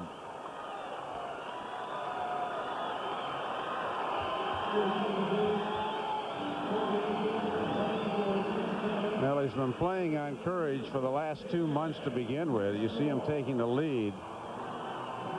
And that ball just had him zeroed in. Hit the right leg. Somewhere between the top of the shin and the knee. It's difficult to see exactly where. Oh. And again, you got to feel if both of his feet were healthy, he might have been able to elude that, but he's already playing with a torn plantar fascia. Damon Mayshore, base runner, 2-1, bases loaded, popped up outside of first, and that'll be out of play. So the count on Bachman goes to 2-2 with one down here in the 7th inning. I don't know what Dusty Baker went out and told Johnstone, but it was almost like, you better start throwing strikes or you're not getting your meal money today. Apparently needs the meal money. He's firing fastballs in there right now. 2 balls, 2 strikes. Bachman with the sacks full. Fastball breaking down. Wow, did that have some bite on it. Huge strikeout for Johnstone, and there are 2 away. Well, sometimes there's a time for the pitching coach to come out. He's usually the counselor, the confidant of the pitchers, and then there's other times for the manager to come out. That talk is usually a little sterner. It's not those pat on the back type things. It's, hey, you want to pitch in the big leagues, let's go. And that's a great late breaking pitch from Johnstone. So he's got one more big out to go. And Gary DiSarcina has been a good clutch player for these Angels. DiSarcina is 0 for 2, but folks, this is a great matchup right here. This is their big gun. 368 with runners in scoring position. He's got the bases loaded 2 away. Best number 9 hitter in the game.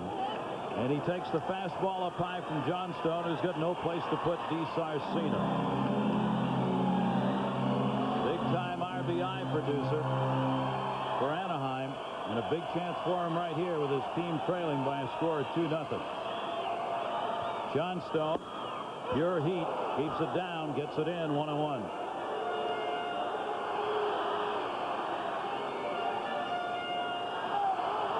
Bases loaded here, and what started with a walk to Salmon. Mayshore the base runner for him. He's the lead runner out there with a 1-1 count. Oh, went way out of the strike zone, chasing heat, 1-2.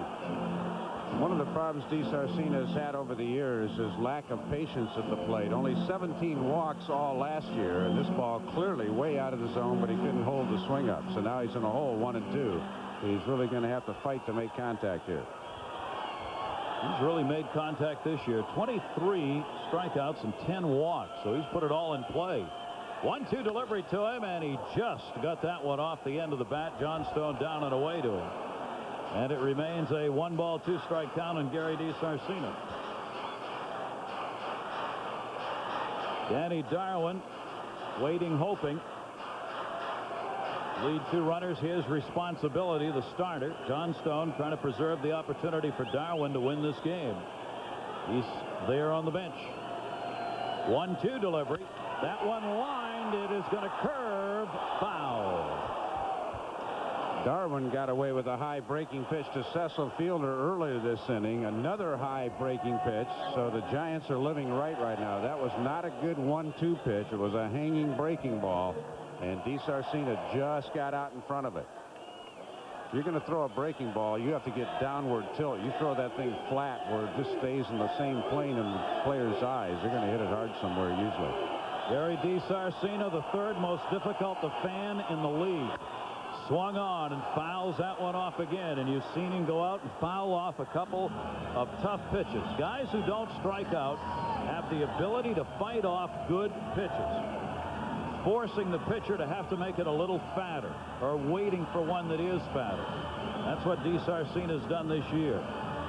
You see leading 9th place hitters with 23 extra base hits and 27 RBIs. He's fought off a couple of good pitches by John Stone here this inning. 1 ball, 2 strike count again. Fastball, foul back. Well, DeSarcina had one great pitch to hit in the sequence and lined it foul down the left field line. What Gary's trying to do, and you certainly alluded to it, he's just fighting like crazy, spoiling the good pitches, just hoping for one more mistake. 2-0 lead. Giants on top. 1 ball, 2 strike count with 2 down. John Stone trying to get the Giants out of the inning. Fastball hit in the air to center field. Looks like he will. Hamilton is there, and the inning is over. No runs, a base hit, and 3 are left on. And Darwin will have a chance to win this game as John Stone settled down. And the Giants, after 7, lead Anaheim 2-0.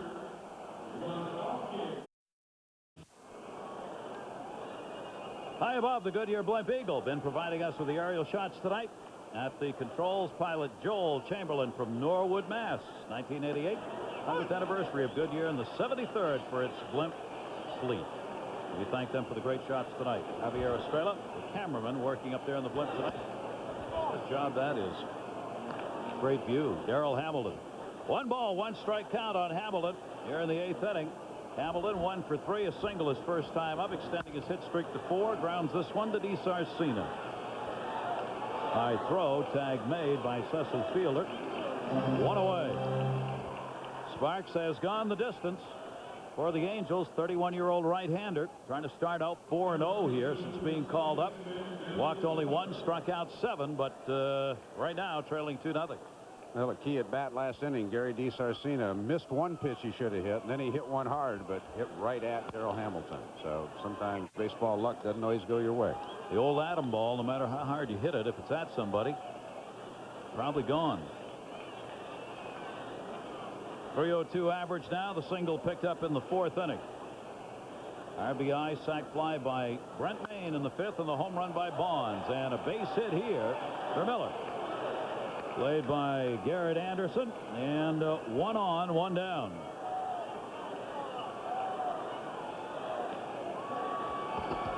Well, earlier, Barry, after being mesmerized the first 2 times up, got a high knuckleball that didn't do anything, and he hit it into the nether reaches.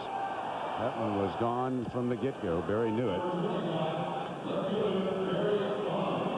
1 down, and Bonds backing off because Terry Collins on his way out.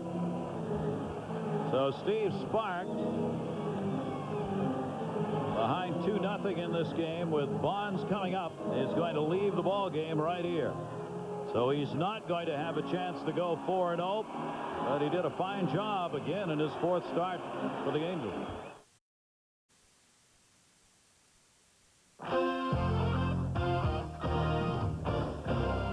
ESPN Wednesday Night Baseball is brought to you by Rolling Rock, a unique state of beer.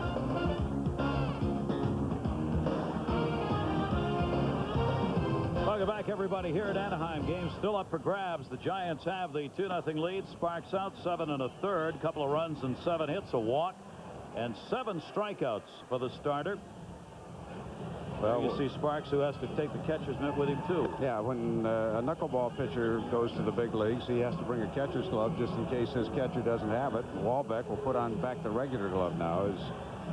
With the knuckleball catcher, you're going to use the maximum allowable size in the glove. But once he went out, he just took the glove with him, and Walbeck got another. And you see the numbers for Mike Holtz, who comes out of the bullpen. Holtz out of Pennsylvania, attended Clemson University, where he played college baseball. Bonds up, 1 on and 1 down. And the left-hander's pitch is inside, ball 1. Notice Holtz allowing 40 base runners in about 20 innings. That's not good. Mike's big pitch is the curveball. He just missed to Bonds. Let's see if he stays with it. 1 away. Giants trying to extend their 2-0 lead. Bonds a .275 hitter off left-handers, .292 off right-handers, and faces the lefty here for the Angels. And a 2-0 count. On at first base, Bill Miller, who picked up the single, being held at first. Check swing. That was there in any event. 2-1. Bonds stays in on left-handers, as you would expect a great hitter of his magnitude. He's not going to do much bailing out, even with guys from the south side, so he'll drive the ball either way. 2-1. And he rips that one, but it's a foul ball, pulling it 2-2.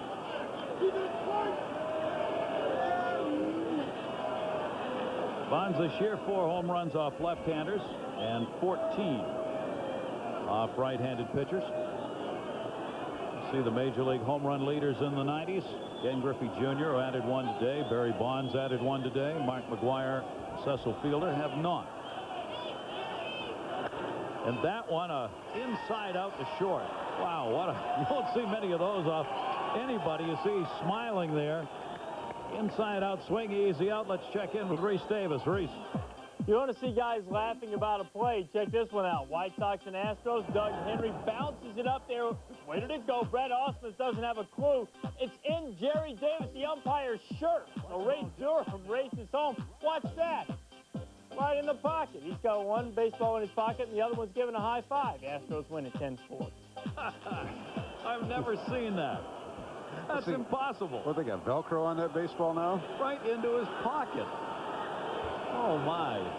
2 down here on Bonds. Short, soft liner to DeSarcina. 2-away runner at first. Charlie Hayes up. 0 for 2 and a walk. I wasn't sure how they ruled that, but I think the ball is dead when that happens, and I think the runner had to go back, but I'm sure they'll correct this in the studio if not. I think you're right, though. I think you saw the home plate umpire, too, give the sign, waving everything off.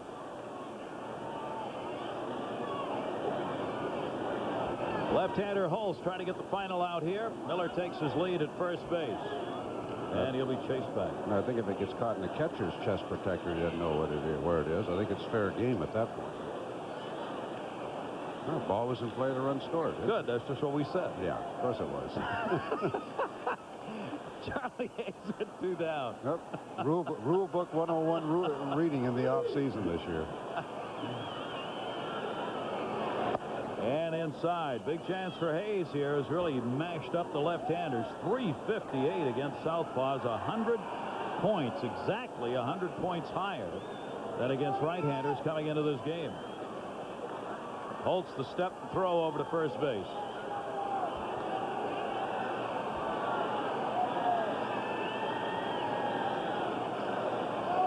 Miller edging off there. Hayes takes that one down and away. 2 ball, no strike count on him.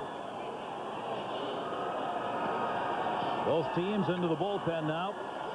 Both starters still the pitchers of record in this ball game. And just a 2-0 lead for the Giants. Only 4 hits for the Angels off Darwin and Johnstone. That one misses away. 3 balls and no strikes. See the reluctance here of Holtz to come in. There's Sparks, the Angels starter. Right now he just wants to stay 3-0. Yeah, he's got J.T. Snow on deck, a .219 lifetime hitter against left-handed pitchers. Don't give in here. He did, and Charlie had a good swing. If Hayes had hit that out of the ballpark, that would have been a mistake by Holtz, because you got to know who's on deck. Terry Collins aware. J.T. 1 home run right-handed this year. He hit 1 out of 28 last year. Much better hitter from the left side as opposed to the right. See what he throws here to Hayes. A pretty good fastball on that last pitch. 3 ball, 1 strike count here. And we'll have to wait. Miller back on the bag for the Giants. The White Sox have been looking for a pocket full of miracles all year, but I don't think that's what they had in mind tonight. No. Pocket full of baseball, but that was about as far as it went. Well, that's you'll never see that again in your lifetime. Probably until tomorrow. 3-1 count. He's waiting, and it's away. He draws the walk. So Holtz does not give in. Looks like the most unusual play in baseball, the unassisted triple play.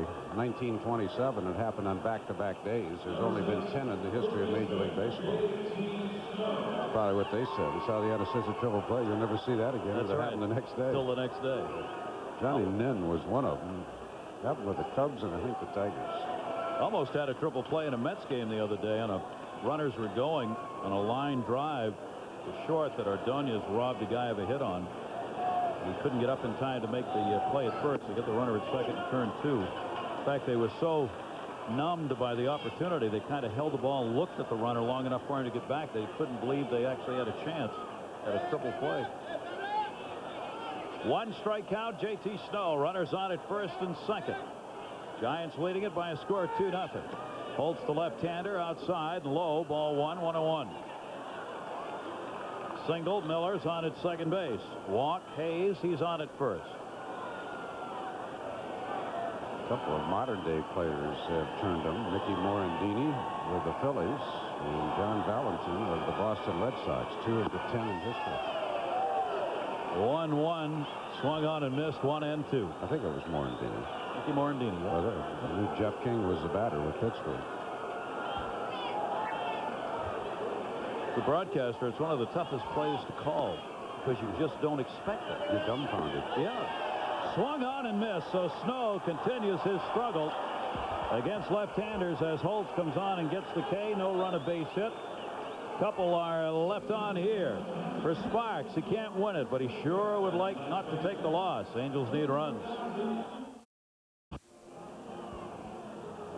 Giants have the 2-0 lead going to the bottom half of the 8th inning. Our pitching summary brought to you by Sherwin-Williams Paint and Wallpaper Stores, and there are the numbers for the starters.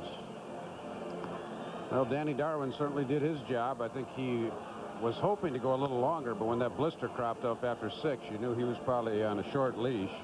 Steve Sparks, a very credible game. His defense kind of cost him 1 run, then he served up a knuckleball that didn't do much to Barry Bonds for the other. 35-year-old left-hander Rich Rodriguez out of Downey, California, will come on with the Giants last year. Appeared in 71 games for them, and he's been in 30 now this year for the Giants. Lefty's only hitting 165 against him. He'll face 2 of the first 3 hitters batting from the left side, Erstad and Edmonds. Hollins will turn around and bat right-handed. Angels trying to find a way to get some runs in here. Their best opportunity, 7th inning. They had the bases loaded, 1 away, and could not convert. John Johnstone, 2/3 of an inning. He got a strikeout, gave up a walk, but he got it done, protecting Darwin and the Giants' lead. Erstad here with a 1-0 count. Top of the order, he has had a single. 1 for 3, also picked up a stolen base in this game. Erstad, a .283 hitter off southpaws, and the pitch is in there for a strike from Rodriguez. You know, Darren Erstad's dad used to pitch batting practice to him, left-handed. His best friend growing up was left-handed. David Justice, same story over in Cleveland. His best friend was left-handed. That's one of the reasons these guys hit left-handed pitching well. They saw it a lot when they were kids. Down to first. It is a fair ball. Snow makes the play. Good coverage by Rodriguez, who got off the mound in a hurry. And Erstad is retired, 1 away here in the bottom half of the 8th inning. The play that looks simple but isn't all that simple if Rodriguez does not get off in a hurry. And you see JT with the excellent footwork, very sure hands, make sure Rodriguez on stride, gets him perfectly, and all Rich has to do is catch the ball, step down, and find the base. First baseman can really help pitchers out. Being smooth, seeing where they are in alignment to the base and giving them that perfect throw chest high where all they have to do is catch it and then look down and step on the bag. Dave Holland's a switch hitter with one down, nobody on. Holland's 258 right and 238 left. A couple of home runs right-handed. 6 of his 8 have come from the other side of the plate. Giant pitching staff has really gotten the job done here so far. They came into the game 5th in earned run average. The one thing they don't do is give up a lot of home runs. Second fewest home runs surrendered in the National League by this Giant staff. That'll help you a ton. One thing they have done, they've given up a lot of walks. They're 12th of 16 teams in the National League in surrendering 3 passes. 1-1 count here on Hollins. Fastball missed inside by Rodriguez. 2-1. Another fine left-hander, Sean Estes, last year, 119, lost 5, but also led the majors in walks allowed. So when you got one guy that gives a lot of them, those are going to inflate your team numbers as well. Yep. 2-ball, 1 strike count. Rodriguez working in a hurry, and he went after it. Hollins trying to bunt his way on. It caught Charlie Hayes back at third. Thought he had a chance. Missed it. 2-2. Well, you have a tendency to think of Hollins as a double home run type guy, but he actually beat out 12 bunt hits last year. He's going to keep the third baseman honest, but with 2 strikes now, Charlie Hayes can play back. 2-2 with 1 down, nobody on. Rodriguez, who works out of the stretch all the time, just missed inside with that one. And the count is 3 balls and 2 strikes.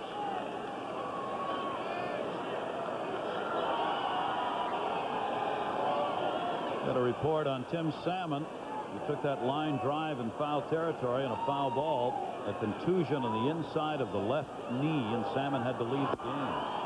And there's a walk with 1 away. 1 down, a base runner on. Up close, the guest will be the man we've been watching here tonight, Jim Edmonds. It'll be following Sports Center coming up tonight on Up Close. Hey, it's Jim Edmonds. It's amazing how that what a works coincidence. TV-wise, you know it.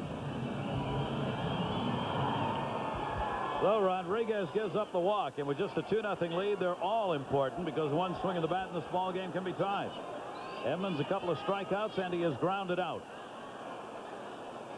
And that one hit towards the gap in left center. They were not playing in there.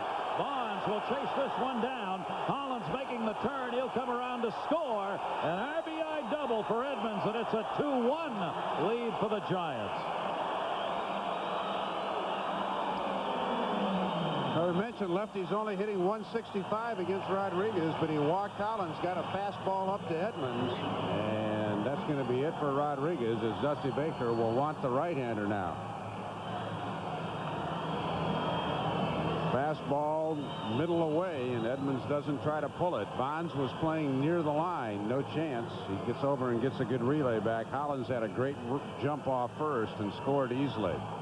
Dave Hollins is an outstanding base runner. He has a great instincts on the base paths, and he's going to score easily on this one. 24 doubles for Edmonds now. That ranks him 8th in the league in that department. He'll pick up the RBI. 2-1 game, and he's at second. Well, for Rodriguez, got an out, but he also gave up a walk and a double and a run charged against him. So the Angels on the board and the potential tying run on at second base. Well, Tim Salmon would have been due in this situation, except with the bases loaded. He was drilled in foul territory. Justin Bachman, his teammate, hit him in the leg, so he had to leave. Damon Mayshore came in for him, and so he would have been the DH, but now they're going to pinch hit the left-hander Orlando Palmeiro. So the only lefty that Terry Collins has on the bench tonight, he will pull that trigger right now and go against the right-hander Steve Reed. There is Reed, and you can tell that delivery. It's a little funky down there. 31st game that he has appeared in. He, too, has had his problems of late. Steve Reed, last 5 outings, he has given up 5 runs, 4 earned, and 3 1/3. He has had 3 blown saves this year, and he comes on here with a runner at second base and 1 out. I think the big question for the Giants this year, and it was a big question a year ago, Dusty Baker used his bullpen more than any other manager in the National League, and you just wonder if they can stay healthy all year. Reed's had a stiff shoulder that caused him to miss 6 games about a week ago. Orlando Palmeiro up, runner at second base, and the pitch is taken away for a ball. Well, the big double driving in the run for Edmonds, and now he's out there with a chance to come across as the tying run. Dusty Baker back to the bullpen. Palmeiro, he'll foul that one back, and the count is 1 ball, 1 strike. Reed's done a lot better job the last couple of years against lefties. He used to annually give up about a .380 batting average to lefties with that sidearm delivery, but he's come up with a changeup to help neutralize them a little bit. They're hitting .255 against him this year. Palmeiro, called up from AAA, has had limited at-bats. Tavares and Poole be ready in the bullpen. Palmeiro made his debut on June 4 against Seattle. And he takes the pitch away, 2-1 count. Well, obviously, Dusty maneuvering just like Terry Collins does when he has a lead to try to get it to the 9th inning in their closer. In the Giants' case, Rob Nen, who's been terrific, especially the last couple of months. Palmeiro with 1 away, 2-1 count on him. And the potential tying run at second base. They play Palmeiro a little over to left. Those who wait for the save. 1 down. Palmeiro choking up a bit. Strike taken on the outside corner. It's an off-speed pitch from Steve Reed, kind of backdoored Palmeiro. See with that stance and grip Palmeiro has against Reed that he's going to try and go the other way. A hitter, he just looks like he takes the ball the other way. Looks like Nellie Fox up there. You don't usually see that much bat below the hands. That's where he goes, towards the gap, left center field, and they play him right. No, diving catch couldn't be made by Hamilton. Tying run will score. Palmeiro goes to second with an RBI double. 2-2.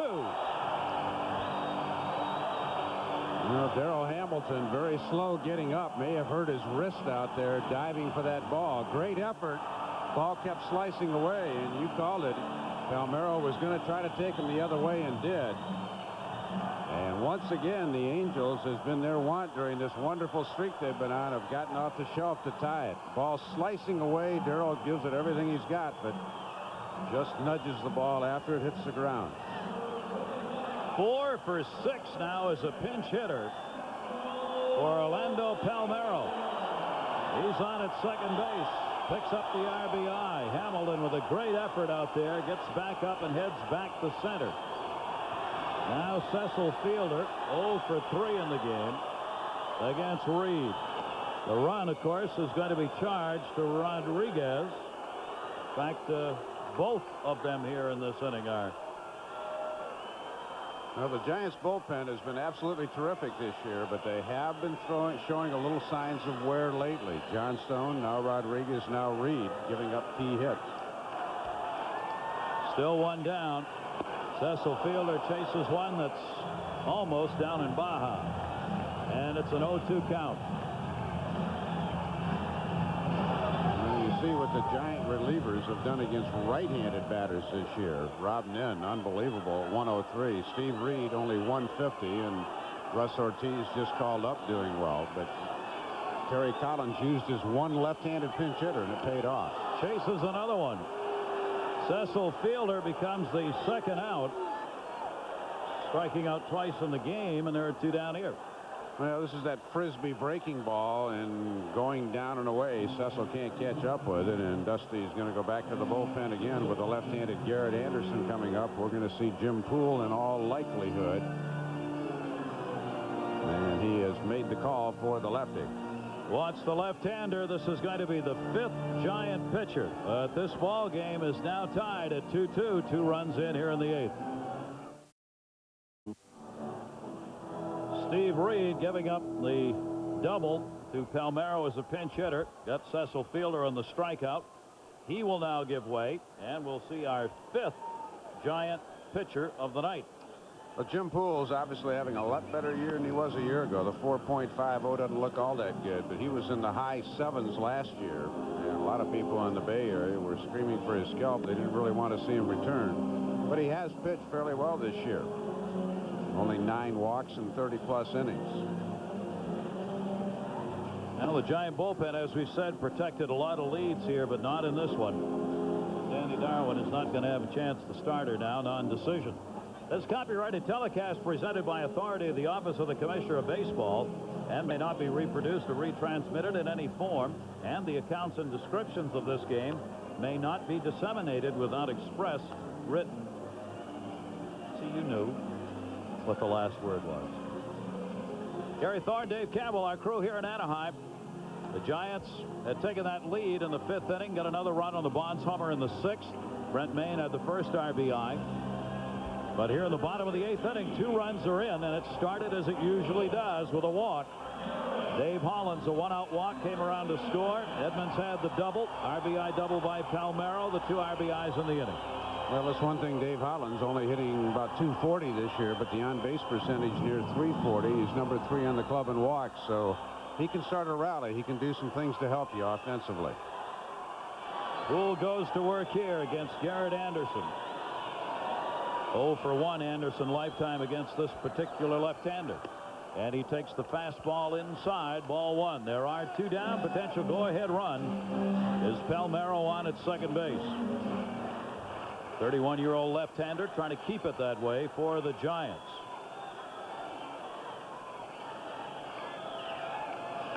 Anderson reaching, fouls it back 1-1. One thing about the Angels, 3 main left-handed batters, Erstad, Edmonds, and Anderson. None of them are intimidated by lefties. Garrett Anderson hitting decently against them. Edmonds had a big double in this game, and Darren Erstad hits around .280 lifetime against left-handers. Anderson could hardly be more equal. 1 point difference. 291 off left-handers and 290 off right-handers. That's about as close as you can get coming into this game. For those of you who were wondering where the frat house was and took directions here, sorry, but there is no toga party tonight. Well, they all got the Chuck Finley hairdo with the blonde hair. 1-2 count, and just missed outside. 2 balls, 2 strikes on Garrett Anderson. Anderson a single his last time up. Big chance here to get somebody in. He's not going to show us his hairdo, Mr. Finley. Chuck was one of the early guys this season. It looks like a number of guys have followed suit in the major leagues. That's confirming the old adage of be a leader, not a follower. 2-2 the count. I tried that in Hawaii one time when I was in college. It turned orange within 2 days. You started a whole new thing. Yeah, that was not a pretty sight. Here's the 2-2, and a looping shallow fly ball to center, and it'll stay up, and Hamilton's got it.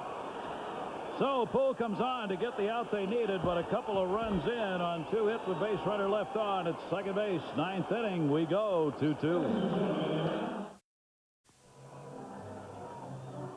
9th inning in the game to be decided still as it's 2-2 Giants and Angels. And the All-Star game break, of course, coming up not far away. And what a Monday we've got for you. Our All-Star Monday, a must for baseball fans. 8 o'clock from Coors Field in Colorado. It's the Service Merchandise Home Run Derby. How far can they hit one there? Well, we're going to find out Monday night. It'll all start with a baseball special. Baseball tonight at 7:30. The Home Run Derby at 10. And the MCI Hitting Challenge coming your way as well. And it'll also continue following Sports Center. There'll be a half hour from the All-Star Gala. Starts Monday, 7:30.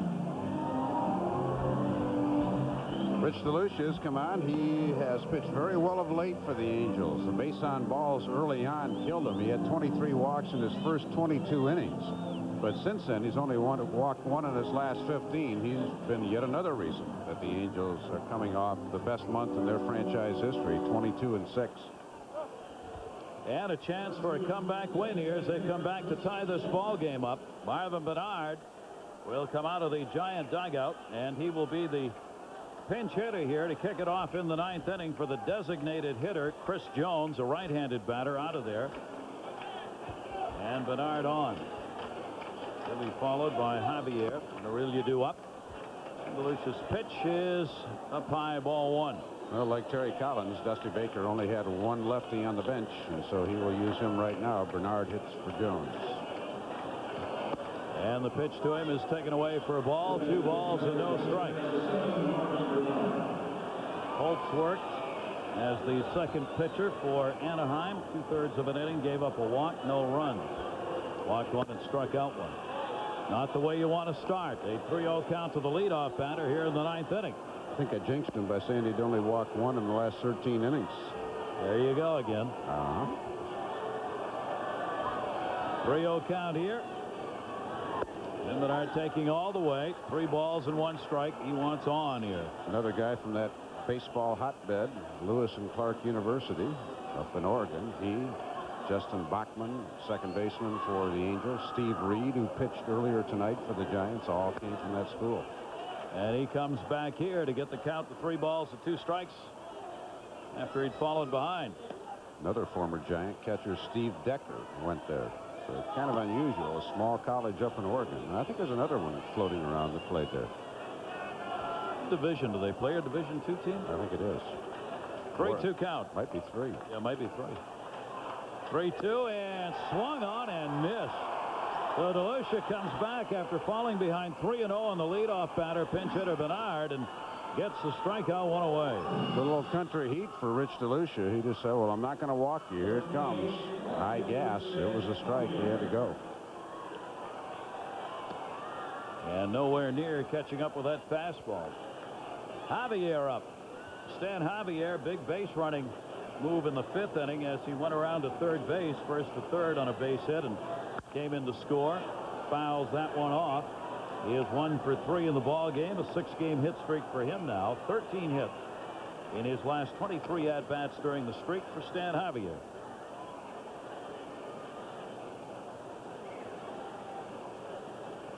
The healthy family.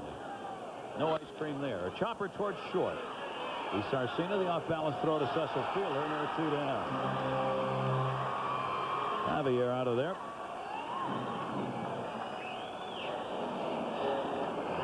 Sarcina, with only 3 errors all year long, has been Mr. Steady. I talked to Sparky Anderson, one of the broadcasters for the Angels, and I said, how is this team winning? And certainly one of the things he pointed out, their shortstop catches everything in sight.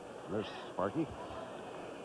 He will be in the Hall of Fame when he is eligible. A lot of people wondered why Tom Lasorda got in ahead of Sparky. Lasorda was 65 years old. You're immediately eligible when that happens. Sparky will be soon, but he has to go by the 5-year rule. And he's happy to wait. Yep. No need to hurry along there to another year. Rich O'Reilly up. 297 on the year. Base hit here in this ball game. George Anderson, please. He says, but it's awful hard not to call him Sparky. It's the nickname he had as a youngster and carried right along to Major League Baseball. He's always said, how can you call a grown man Sparky? Only manager in Major League history to win a world title in both leagues. That one misses. 3-0. Aurelia ahead on the count. Here's DeLucia for the 2nd time in the inning. Falls behind a hitter.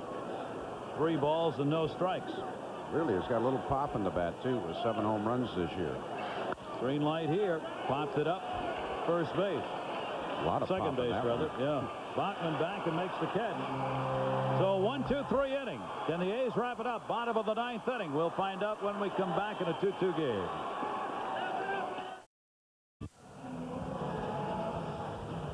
The Angels coming off the best month of June that the franchise has ever had. Trying to start July the same way. Welcome back, Gary Thorne, Dave Campbell.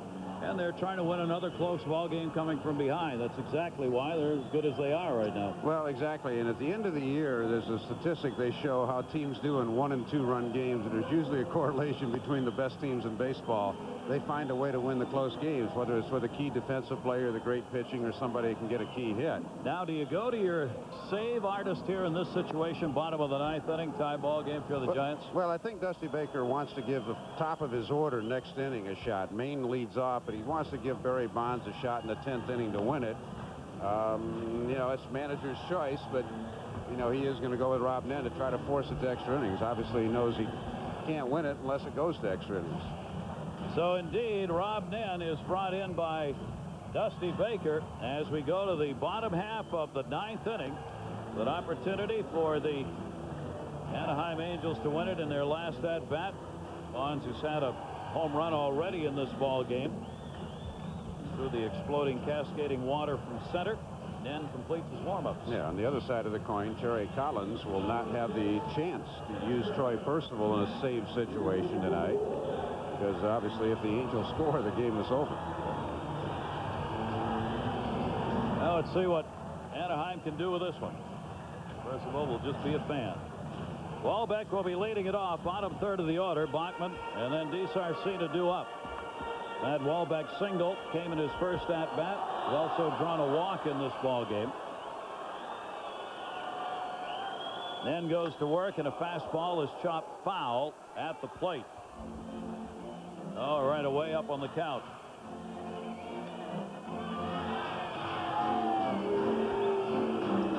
Anaheim picking up both of their runs in the 8th inning. RBIs went to Edmonds and Palmeiro, the pinch hitter, on RBI doubles. The 0-1 jammed him, and that is a nasty pitch that Walbeck had no chance on. 0-2. Rob Nen, it feels like after watching a lot of video, he's really smoothed out his delivery this year. You see the numbers. He has been absolutely terrific. And a 2-strike count. And with that stutter step, got him with heat. Right down the middle, in fact. And there's one away, and no argument about that. Sports Center coming up as soon as we've completed second half of our doubleheader here in Anaheim. Stories, Dodgers, Rangers, the All-Star selections, team rosters filled out today, and Diamond Notes coming your way. Rich Eisen and Stuart Scott standing by, coming along right after this one. Well, when Rob Nen was struggling to become an outstanding closer, he spent a lot of time with this man, Marcel Latchman. He was the pitching coach of the Florida Marlins at the time. Latchman lived in the Los Angeles area. Rob Nen lived about 4 hours away, but 3 days a week during the off-season, he would drive down and work with Marcel Latchman in the off-season about refining his delivery. Obviously, it's paid off. Big time. He can bring it. Down and away, and a 2-strike count in a hurry on Bachman. As Nen tied for the league lead in saves with 42. McElroy of Colorado, Doug Jones, Milwaukee, all have 42. 0-2 delivery. Took a little off that one, swung on and missed. Nen overpowering here in these first 2 hitters. Well, I hope Justin Bachman doesn't feel too bad, because Rob Nen just got me on 3 pitches too. I mean, he throws 99, 100 miles an hour and then throws a slider. That was a little bit of a mistake up, but still, when you throw that hard. But watch this delivery. He taps to allow his body to catch up so his arm can drive down. What they found out early on in Nen's career, he'd really get that front side out too soon, and his body wouldn't, or his arm wouldn't catch up, and he would be high with his deliveries like he was there. But in order for his arm to catch up with his body going forward, that's why he does that little toe tap. Makes it very difficult for hitters to time him when you're seeing him only once usually in a game. DiSarcina, 2 down, nobody on. Nen fires heat by him. 1 ball, 1 strike. Right now you see 3 hitters in the National League that do a little toe tap at the plate. That's their timing mechanism. Chipper Jones, Mark Grace have done it, and Sammy Sosa has started to do it this year, and he really credits his ability to hit the ball the other way with power this year with that little toe tap. It just slows him down a little bit. Bottom of the 9th inning, 2-2 game. 1-1 delivery. There goes the bat, but the ball didn't go anywhere. 1 ball, 2 strikes. Right straight back into the screen. DiSarcina's bat.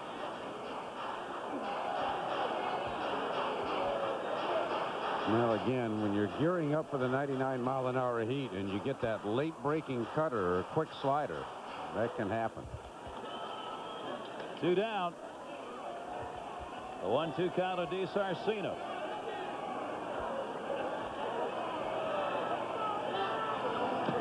In the dirt. You talk about guarding the line here at first and third. You got to play everybody but the catcher in fair territory, and they're just keeping it that way. Hayes, I mean, that's usually where a third baseman will be, but at first, look at that, 1 step off the line on the right-handed batter, but he's facing Nen, the flamethrower, so they figure if they hit him, he's going to be way behind on the cut. So Snow's almost in foul territory, and see how right they were. Down the right field line, Javier over may have room, reaches out, can't get it. Fan may have, though.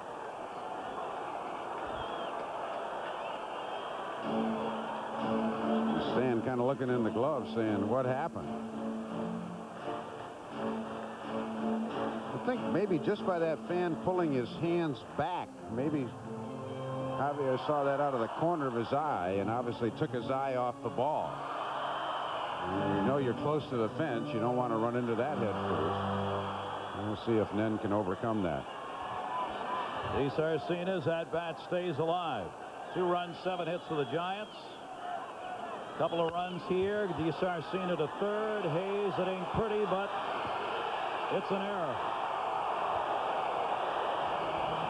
DeSarcina's on, so Javier, not catching that, kept his at-bat alive, and DeSarcina took advantage. I'd be interested to see the scoring, because when Hayes fell down, it looked to me like DeSarcina might have had the play beat anyway, but Charlie kind of got in between down at third base, wanted to smother it, but all that weight going forward, he ends up on his knees, gets up, takes an extra step.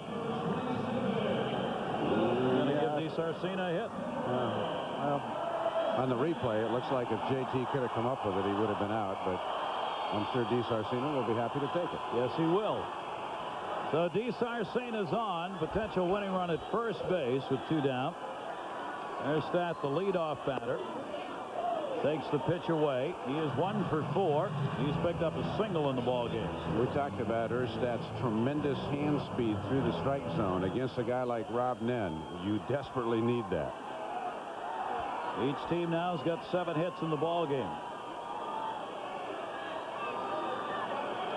1-0 delivery. Behind on the fastball, 1-1.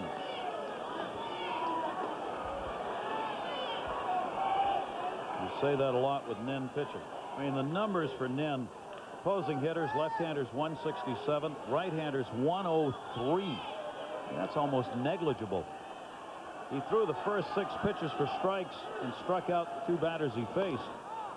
DeSarcina then stayed alive on that fly ball down the right field line that wasn't caught and reaches at first on the single. Now can the Angels take advantage of this whole thing here in the bottom of the 9th inning with 2 outs?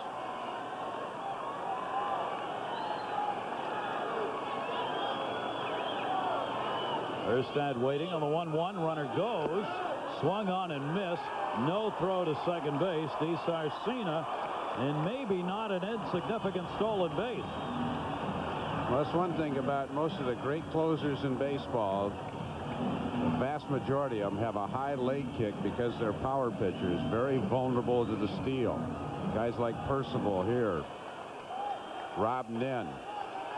Think about him. Billy Wagner down in Houston. Mark Wohlers. Dennis Eckersley when he was in his heyday. You can steal bases on him. It's tough to get on against him, though. Erstad won't. So Nen strikes out the side with DeSarcina picking up a single, but he's left stranded. We've completed regulation, and we do not have a final because Nen got him on the K. We go to the 10th inning, 2-2.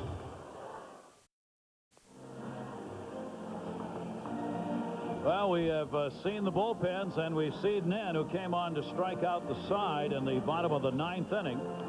So he will now sit and wait and see whether or not the Giants can do anything against the 36-year-old left-hander who was out of Major League Baseball for 3 years before he showed up here in Anaheim last year, and he's showing up again. Yep, seen a little bit of that going around. Scott Bales down in Texas, pretty much the same thing. If you're left-handed, you got a little bit of an arm injury, take a couple of years off and come on back, and somebody will take a look at you. The starters in this game, Danny Darwin went 6 1/3, and Steve Sparks 7 1/3, and yet we're on our 10th pitcher, and we're just going to the 10th. We have been wheeling and dealing. The managers have been making moves and counter moves the last 3 innings, but we're deadlocked. At some point, when the managers run out of players, then they've got to let it become the players' game again. Yep. 6 have been used by the Giants, and the 4th. Cataray for the Angels. And we are in the 10th inning with the ball game tied at 2-2. Even numbers on the hits as well, 7 apiece. Giants have Brett Main in the number 9 hole leading off. Sac fly came in the 5th. He also has struck out twice. And Cataray's pitch to him misses down low, 2-0. So you get the left-hander against left-hander here.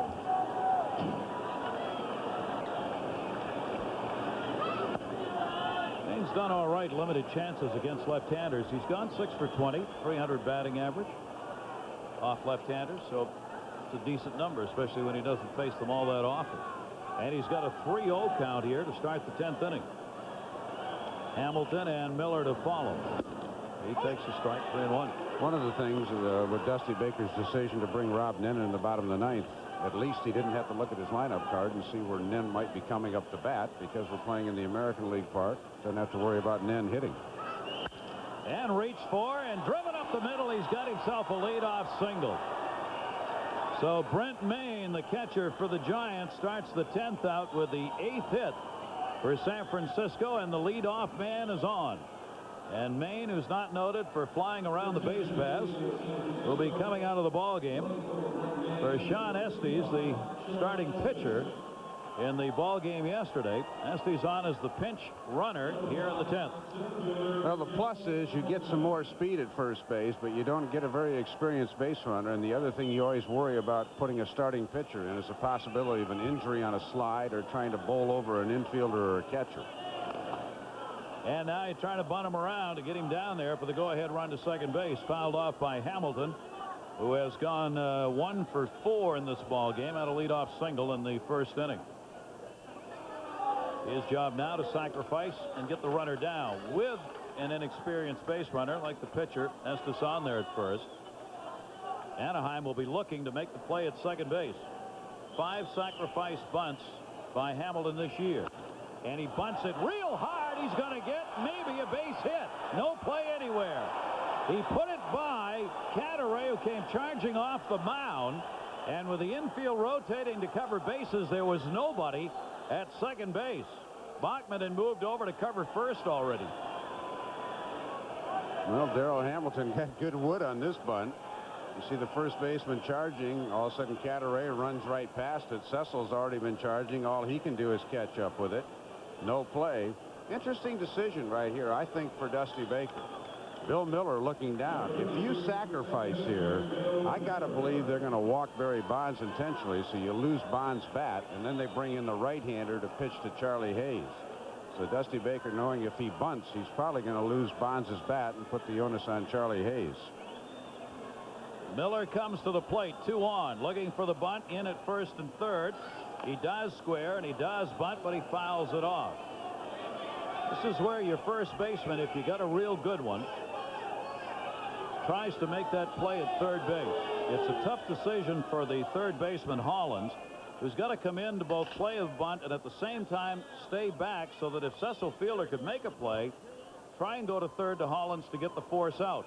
But Hollins has got to make that quick decision. Do I charge on the bunt, or do I back up and cover the bag? I might be tempted to put some kind of a pickoff play on with Sean Estes down at second, but there's a bunt foul. You got an inexperienced runner at second base. You might try the wheel play or fake it and go for a pickoff, but with 2 strikes on Miller, we'll have to see how it all washes out here. He'll look down at Ron Wood as the third base coach. Miller, usually a very good sacrifice bunter. And unhappy with himself, 2 chances and not getting that big bunt down. 2-2 ball game, 10th inning. Giants have the first 2 base runners on. Miller gets the signs from third. He has had 3 sacrifices this year. Switch hitter. About the same both ways, 301, 302, and he's going to try it again, and it gets away, and the runners will advance. Walbeck had it, bounced in the dirt, went to the side, but the runners were getting big leads that time. So Estes went down to third, and Hamilton down to second base. That was actually a very good base running by Sean Estes. He moves up, sees the pitch in the dirt, and he had a terrific jump off second base. Watch Estes. He reads this very well. That's much better than you expect out of a normal pitcher who's not used to running the bases. That was excellent base running by Estes. 4th wild pitch of the year for Cadaret. Infield moves in. Swung on, hit in the air to left field. It'll get at least 1 home. First at back at the wall, looking up. Goodbye, home run! A 3-run homer.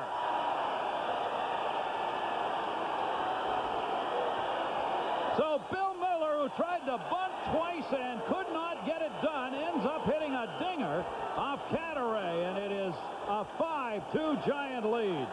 To bunt or not to bunt, Miller answered the question. That ball was crushed.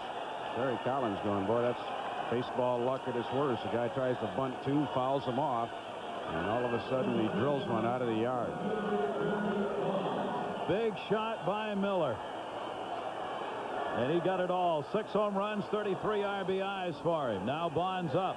He's had a homer in the ball game. Strike one. So Cadaret, the victim of the long ball here for the Angels. Bonds takes a pitch away. 1 ball, 1 strike.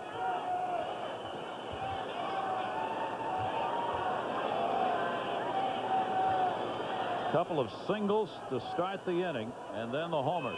1-1 inside to Bonds. 2 ball, 1 strike count on him.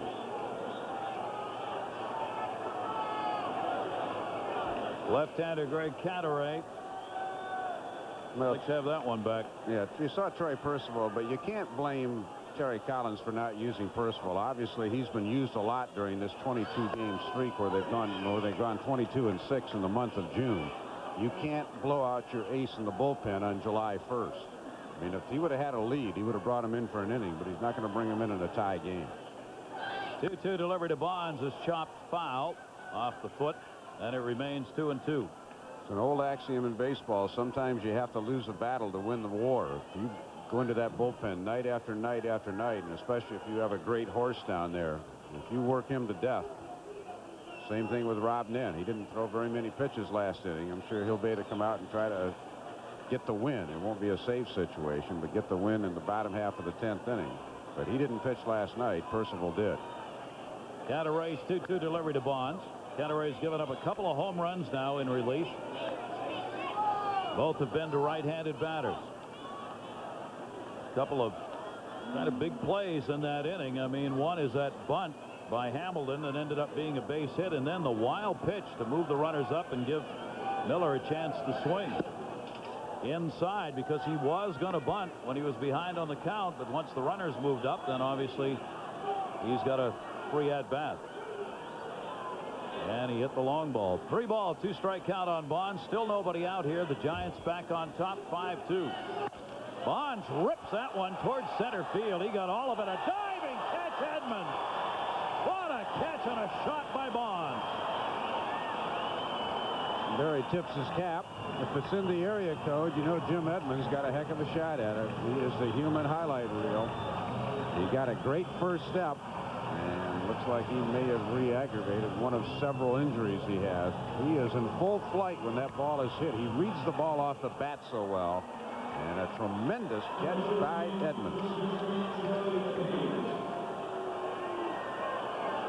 That's an inside the park job if that goes by him. Bond says, yes, sir. Charlie Hayes, 1 down, but Cadaret hit hard here in the last 2 batters. Hayes has drawn a couple of walks in this game, along with the 0 for 2 he's taken. A 1 ball, 1 strike count on him, 1 down. We're looking ahead. Anaheim will have the middle of the order due up in the bottom of the 10th inning. Hollins, Edmonds, the designated hitter. Palmeiro will be due up. 1-1 delivery. Jammed him inside out down the line and right and a long way. A foul ball right at the fair pole. Right in that little corner down there, which is about the shortest home run you can hit in this yard. And he just missed it. 1-2 on Hayes.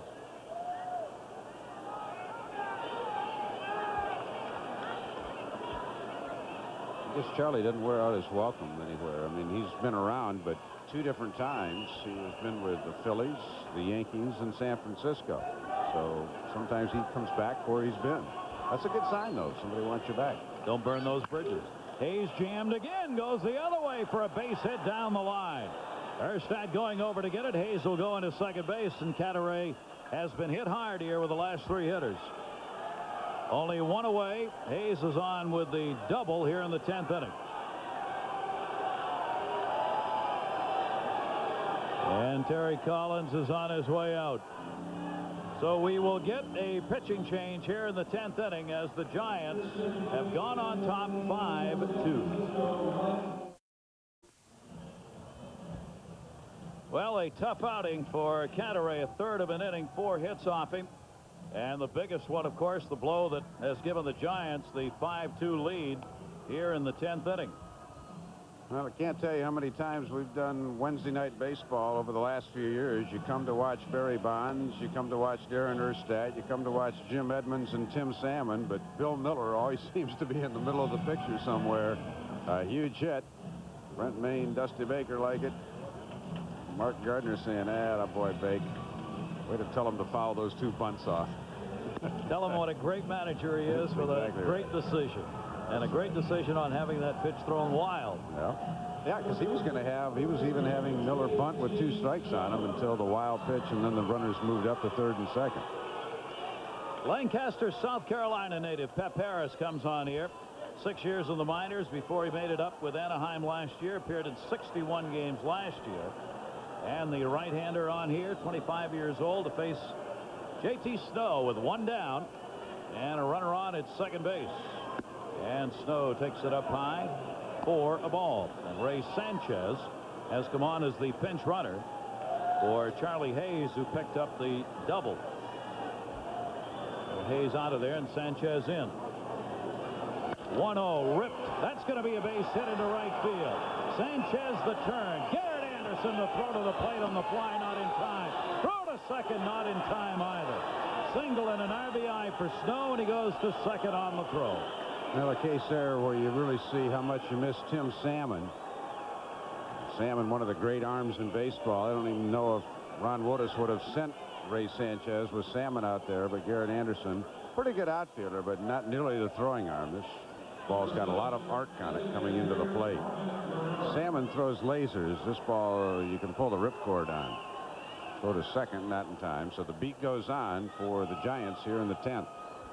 Snow gets the RBI, another runner in scoring position. Check swing didn't. Bernard takes strike 1. Still only 1 away. 12 hits now for the Giants in this game. Snow picks up his 38th run batted in and then goes down to second on that throw to the plate. Pep Harris's delivery. Inside out to left. Their stats over. Plenty of room. Bernard retired, and there are 2 away now here in the 10th. 8th man in the inning coming up. And Cataray could be the losing pitcher in this game. Charged with all of the runs, all 4 that have been scored here in the 10th inning.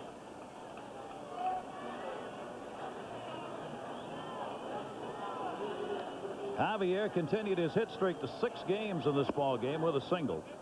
Takes the pitch down low. He singled and scored in the 5th on the RBI picked up by Brent Mayne on the sac fly. Javier up there now with 2 down and a runner on at second base. Giants looking for their 49th win here. They get this one an extra inning. Inside by Harris, 2-0. Javier came up talking the other day about one of the things I've heard on a couple of areas this year, how to try and make the second half of baseball more interesting, and supporting a plan which would be like soccer in Europe, to have the season divided into 2 halves. Play to the All-Star break and then literally start all over again and have the playoffs determined by winners in each halves. Kind of an interesting idea. De Sarcina makes the play over. Javier is retired, but the big blow, Bill Miller, 3-run homer here in the 10th inning. Giants up 6-2. Bottom half of the 10th inning here in Anaheim. The Giants tacking on those 4 runs on 4 hits in the 10th to take that 6-2 lead. And then we'll try and wrap it up here and get a win. If he does, we'll take you right to Sports Center. Coming up next, as they say around the world. Dodgers and Rangers highlights, all-star selections. Rosters, of course, were picked today. And Diamond Notes, all coming your way. Sports Center. Rich Eisen, Stuart Scott standing by. Johnson will come in. Brian Johnson will go behind the plate now. The Maine out of there for a pinch runner. Ray Sanchez came on as well as the pinch runner stays in the game for Bill Miller at second. Bill Miller moves over to third with Hayes out of there. Those are the changes for the Giants. And Rob Dan, who struck the side out in the 9th inning, will now look for the W here in this game for the Giants. Dave Hollins, Edmonds behind him at double, and a run scored in the ball game for him. Came after the walk in the 8th inning. 6-2 lead. first pitch, foul back. One thing the hitters with Nen don't have to do much guessing. Pretty well know what's coming. You know, a lot of times in baseball, when you're down 4, you have to take a strike. I guess Terry Collins feels against Nen that may be an unfair advantage, already putting you in a hole 0-1. That one misses. 1 ball, 1 strike. Giants 6-5 in extra inning ball games this year, while Anaheim has gone 2-2. Cadaret hoping, or he's going to take the loss.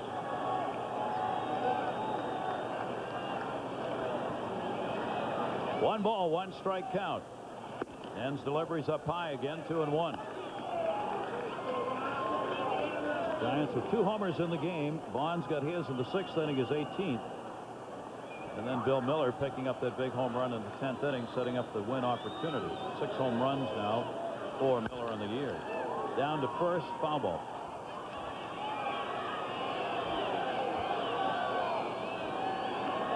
Two ball, 2 strike count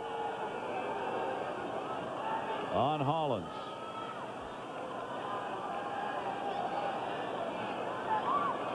Angels had won their last 5 here at home and their last 2 overall coming into this game. 2-2 delivery by Nen, and that's going to be a base hit.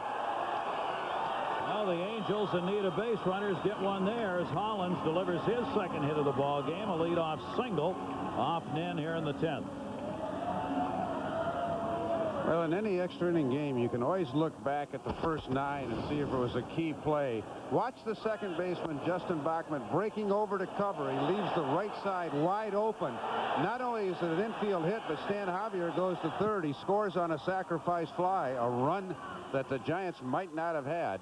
You know, again, Bachman's just doing what the coaches tell him. I argue with infield instructors about that all the time, but I do not think you should break that early to cover. That one towards second base. Chance for 2, and it's bobbled and goes into right field off Sanchez. Javier coming in to get it, and the base runner down to second base is Edmonds. Well, it looked like a routine double play ball. The ball came up a little bit on Sanchez. Tough to sit over on that bench for 3.5 hours and go in and play D. About the only thing you can do is mess up, and Sanchez just did. Ball came up and actually hit him on the thumb.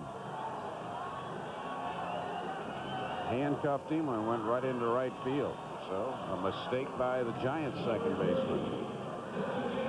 Sanchez did not go after that ball very quickly either, concerned I think about his thumb, and it died out there, and that gave Edmonds a chance to get down to second base, obviously taking away the potential ground ball double play.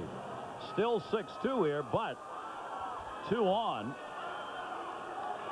Palmeiro up. Designated hitter Orlando Palmeiro, and it's up high by Nen. Palmeiro came on with a big RBI double in the 8th inning as a pinch hitter. 2 on, nobody out. Bottom of the 10th. 8 hits now for the Angels. Error charged to Sanchez is the first error we've had in this game. You certainly don't expect Palmeiro to pull Rob Nen. You see Bonds near the line and Darrell Hamilton way over in left center field. 1-0 fastball is right there. 1 ball, 1 strike. And the Angels battling away. One of the things you do right there with Sanchez booting that double play ball, you really extend the inning for Rob Nen, virtually taking him out of tomorrow's game against the Angels. He's going to end up throwing well over 35 pitches in this game. And that's to second base. Sanchez, soft liner. Runners stay put, 1 down. Palmeiro retired. That is a huge out because Cecil Fielder is your next batter. You do not want to bring Cecil to the plate if you're the Giants, with that potential tying run being represented by him. Yeah, and Rob Nen, you could see in the first inning of work, he really had his A game, striking out the side, sandwiched around a questionable infield hit. Balls have been hit pretty well off in this inning. Just losing that edge a little bit. 1 down, bottom of the 10th. 6-2 Giant lead. Nen and Cecil Fielder do battle. Pull the string on him a bit there. Strike 1. 87-mile-an-hour slider to go with a 96-mile-an-hour fastball tonight. Just that little change in speed and direction can throw off your swing. Well, obviously, Cecil Fielder came up there sitting on dead red and didn't get it. 0-1 count. 2 on. Off the end of the bat, foul. And goes ahead on the count here, 2 strikes. Cecil Fielder has already been a strikeout victim in this game on 2 occasions as part of the 0 for 4 that he has taken here tonight.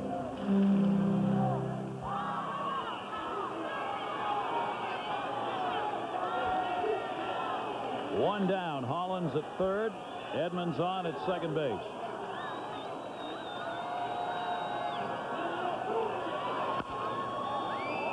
Fouled off again.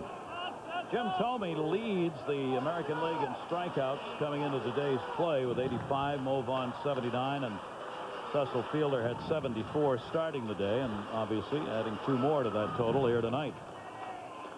But also popping the long ball and some RBIs and even a souvenir for a Southpaw fan right there. 2-strike count. Nen again. Fastball. Nen will let the run score, get the out over at first base. Coming in was Dave Holland. Cecil Fielder will be credited with an RBI. Edmonds moves over to third, but now there are 2 down.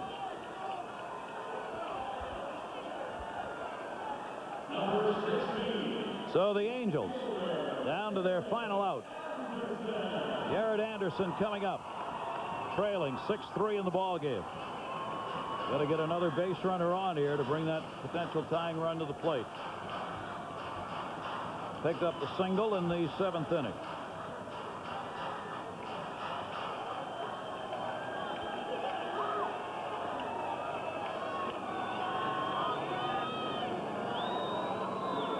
Man who's 5-1 in the win department.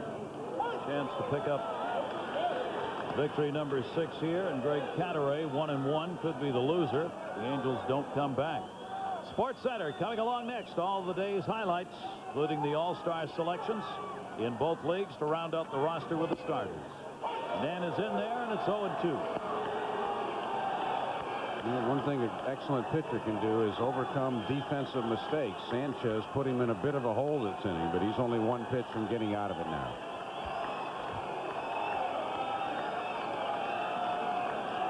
Then trying to put it away right here, and Garrett Anderson, 2-strike delivery to him, ripped.